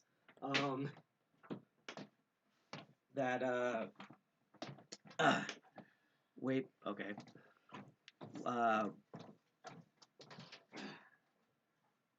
This is what happens when you get a bunch of hackers living together. Where you trying to remember what it is. So basically, like a week. It's very hard for us to spin up content in a week, especially the content that we would normally want to show for this. So we're trying to get something together later this month. So cross your fingers on that. We might worst comes to worst, we're going to be even more hawkish next year for this. And hopefully next year we can actually do something that's like in person. We have a little bit of an idea of like a safe social distancing in person thing we might be able to do later this week for DRM stuff. But, you know, it's that. And also to note here, so this is obviously, well, Defected by Design runs the actual Day Against DRM, but Defected by Design is one of those projects worked on by the Free Software Foundation, which is a group that we appreciate a lot of things, and some of us have subscribed to them, but, you know, like any group, just like our group, there's, like, you know, we have our criticisms and things, and we like to give criticism in order to help organizations evolve. And I will say, this year's Labor Planet was awesome, And despite missing, I believe, unless there's like an emergency call for papers, the deadline for next year's Libre Planet, we are definitely going to, because we didn't have the infrastructure at the time, we will probably properly live stream Libre Planet in the same way we live streamed Hackers on Planet Earth and DEFCON this year. So go check them out. Another big organization that has been assisting this is the EFF. Goes without saying, EFF's Electronic Frontier Foundation. They fight for your rights for privacy and security on the internet and technology in general. And if I can find it here, they also have a subsection called the Electronic Frontier Alliance, or EFA. And if you go to the Find Allies section and scroll down a bunch, let's see, I think we're on the eastern side. Yep, there we are. There's our website, DEFCON 2.1. So we are part of the Electronic Frontier Alliance. Wow, this actually did this. Okay, yeah, because I think they're just using straight HTTP. We have to eventually figure out why it keeps tripping like that. So let's do it. So we're gonna accept the risk. Yeah, because I have to speak to Saracel in the future about like why the certs are weird like that. Actually, that's okay. Wait, what just happened? I just noticed something with the website. Hang on.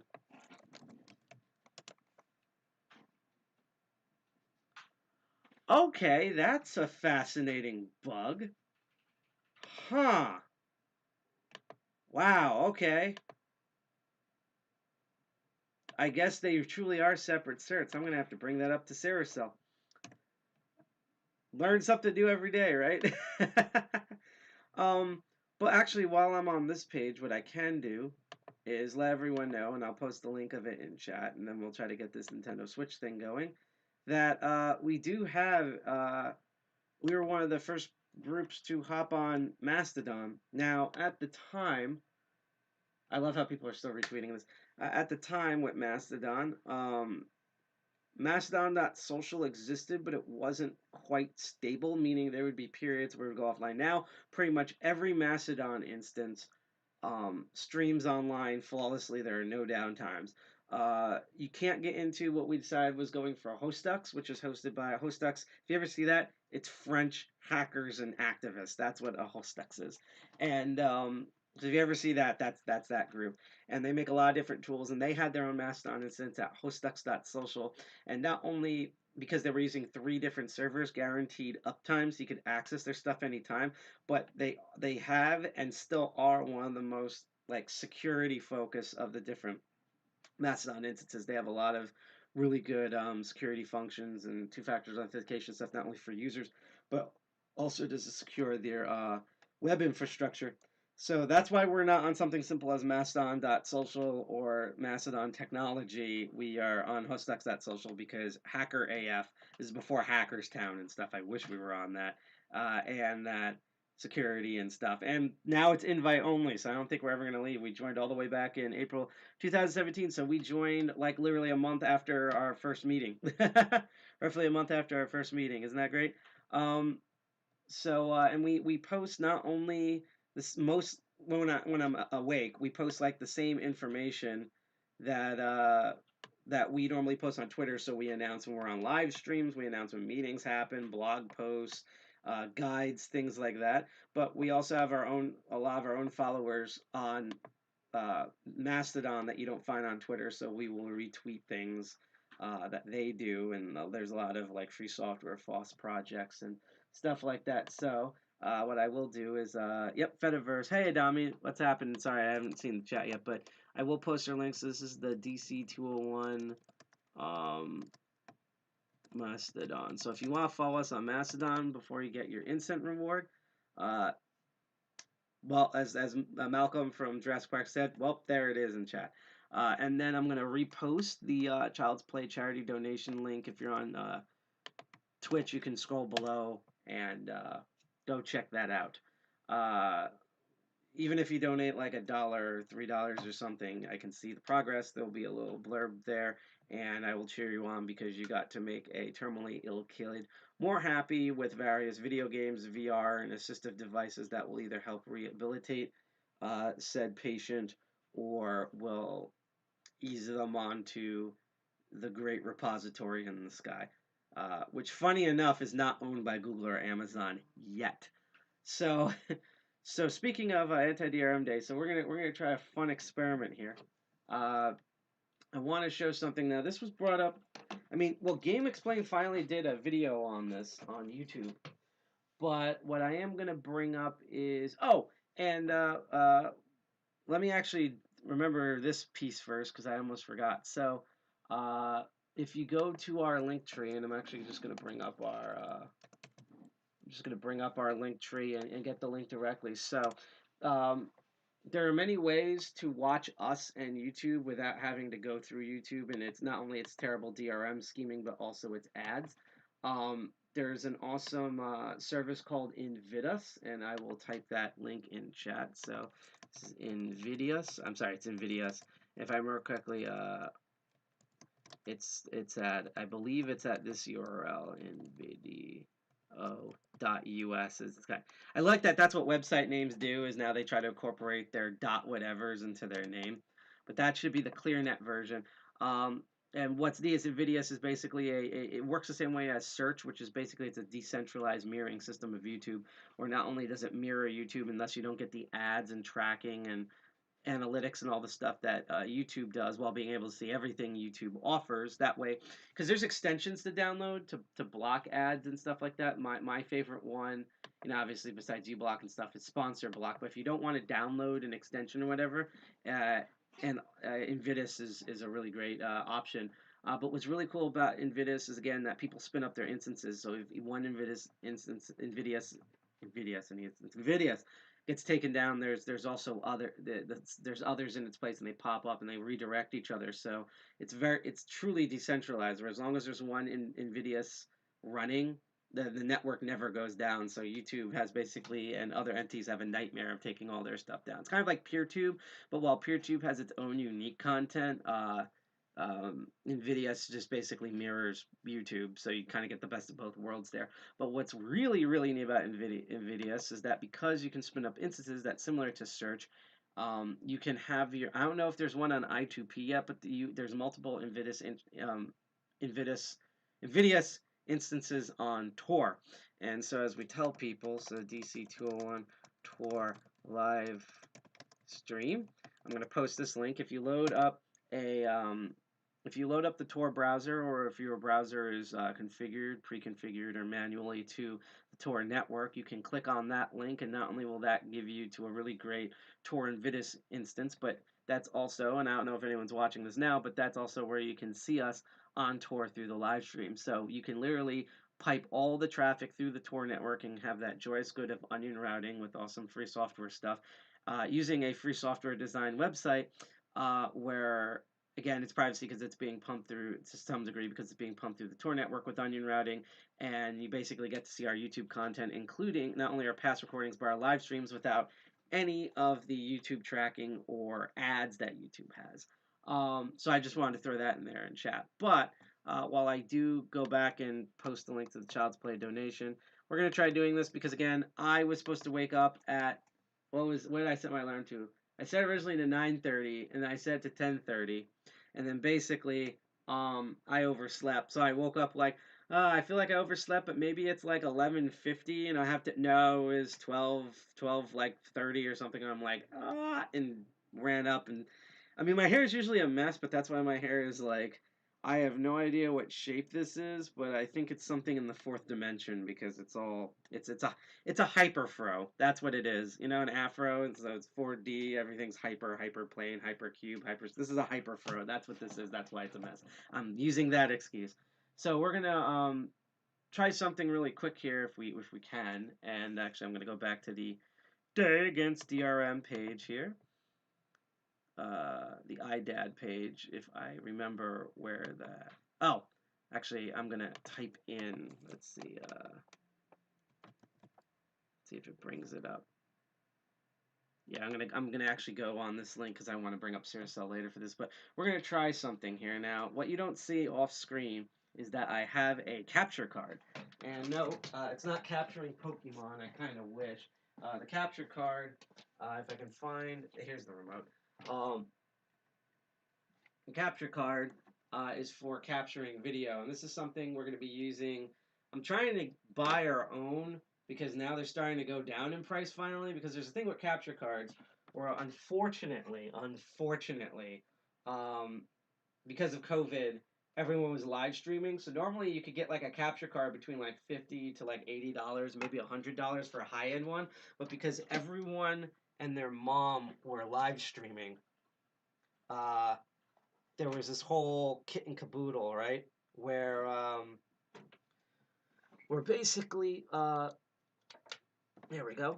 Where basically since everyone was trying to live stream, it increased the entire demand for what you're hearing here is me switching wires to the capture card. Nope, that fell. So since everyone was live streaming at the same time, there was a big demand for capture cards, and if you know anything about, like, you know, ye old capitalism, that's why it's not working. It's that, actually I need to do, this is going to be a fun pick. So, we're going to do this part here. I almost forgot that because of, that's why, hang on. That explains everything. See, I keep forgetting how this setup actually works sometimes. There we go. And then this should plug into here. So now we should be able to get some sort of visual, I think. Or was that it? Live troubleshooting on air, yay! Oh, I know, because I still have to do that. Alright, so if we lose audio on this, I'm going to find out in a moment, because essentially I have to unplug one thing and then plug something else in, because I didn't think this far ahead. Because welcome to... This is the stuff that you don't see in the hacker world, where it's like, oh, I forgot to do a NIP before I ran the program, and crazy crap like that. So I'm going to... There we go. Alright, so I'm going to see here if... I'm going to put basically a mirror of this stream on my phone, because once I unplug this, this will let me know if we still have audio or not. I mean, I should be able to see it on the bars, but here we go. So 3, 2, 1. So I think we still have audio. So let me double check here, because the delay is absolutely redonkulous. Let's see here.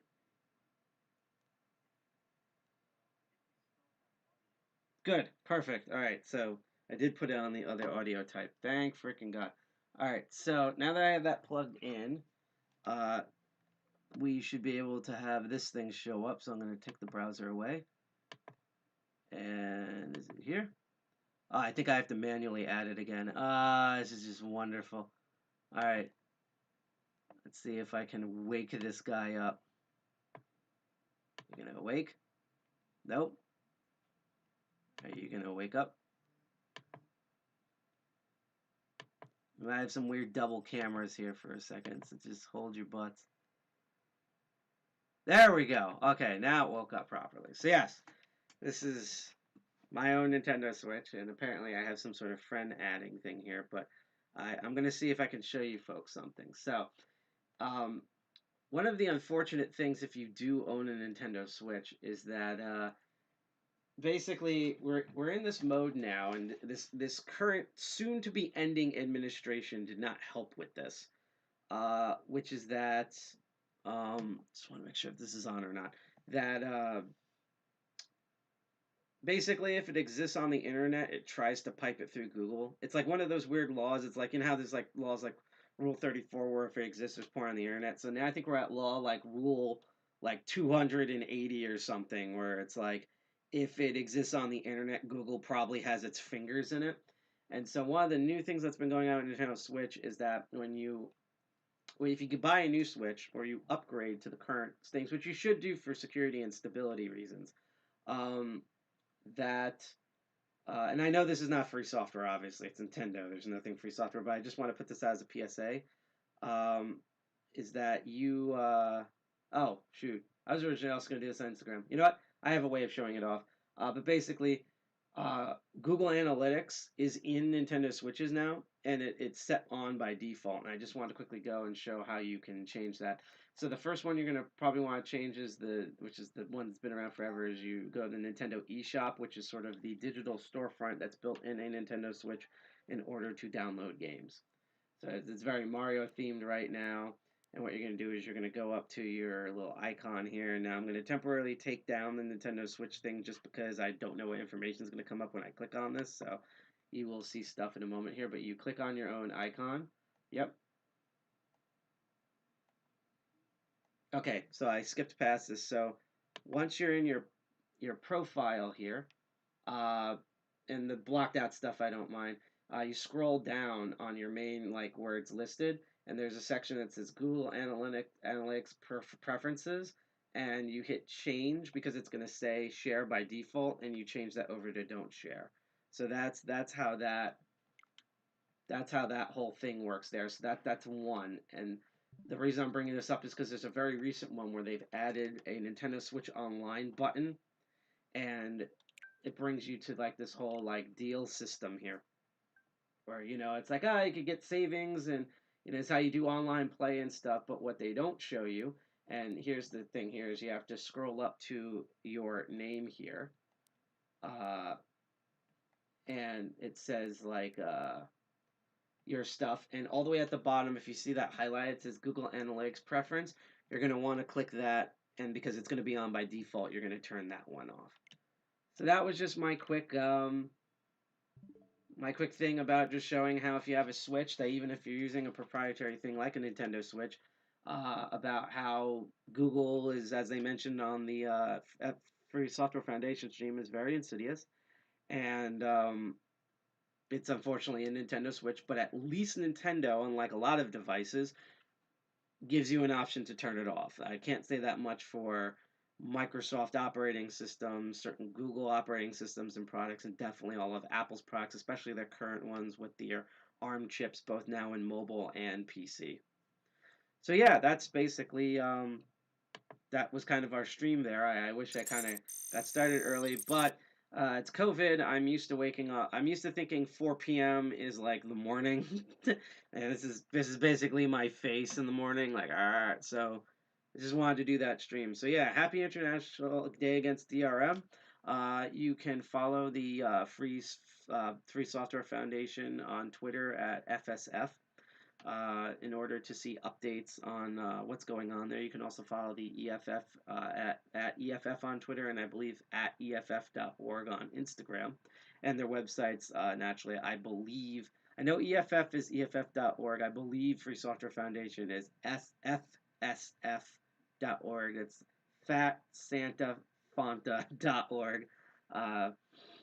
Because saying all the FFF, it's just, I don't know what it is with acronyms where we like to use E's and F's and S's and everything. It's just like one giant consonant orgy, but that's sort of how that works. So yeah, that was our little special here. If you want to follow our activities, you can go to our website at defcon21.org, which now I have to look into because there's a very interesting thing there. You can also are also on a lot of social media. You can follow us at defcon21nj on Twitter, and then defcon21 for everything else, including Instagram and GitHub. I also want to mention that we do have a widget on our Twitch where if you scroll down, you can see our GitHub, and our current pinned repository for GitHub is Calibre, not Calibre. What was it? My brain just blanked out again. I had this all in. See, this is why you should never, ever, ever, ever have me do stuff at 12 noon. That's actually what basically killed me during the Hope live streams. I had to be up every day at noon, and you could see how much Demerol I basically was on. Oh, so it is. So it's Calibre, and it's an ebook manager, and it's open source, and basically you can read almost any ebook files except for the very new Kindle ones, which have such ridiculous DRM on them that even a lot of Amazon Kindle and Fire products have issues opening those files. But yeah, you can, again, check us out at defcon21.org. We're going to be doing crazy streaming stuff, so just to give sort of a heads up. So there might be another, he's trying to go back to weekly here, so there might be a Hack Alt End Commander on the 9th. Then whether it's later today or tomorrow, we plan on announcing a very special charity live stream on the 10th. It's going to be highly entertaining, and I definitely say don't miss out on the 10th in the afternoon. Then, which means that I believe that means there might. We're still trying to figure out if there might be only one Arch Violinics perspective, or if we might do like two back-to-back ones, but that's up to the co-founder in question, and I'm not calling him over here. I'm just putting that out there on the air. We're going to figure that out. But there will definitely be a Arch Violinics perspective on December 24th, which we already have pre-planned, and we'll announce that when that week comes up. Our Master of Unlocking is going to happen at 6 p.m. Sorry, 6 p.m. Yeah, on December 6th. This is why waking up early, no nutrition, bad. Sorry, December 6th, we are going to have an episode of Master Unlocking as well as on the 20th.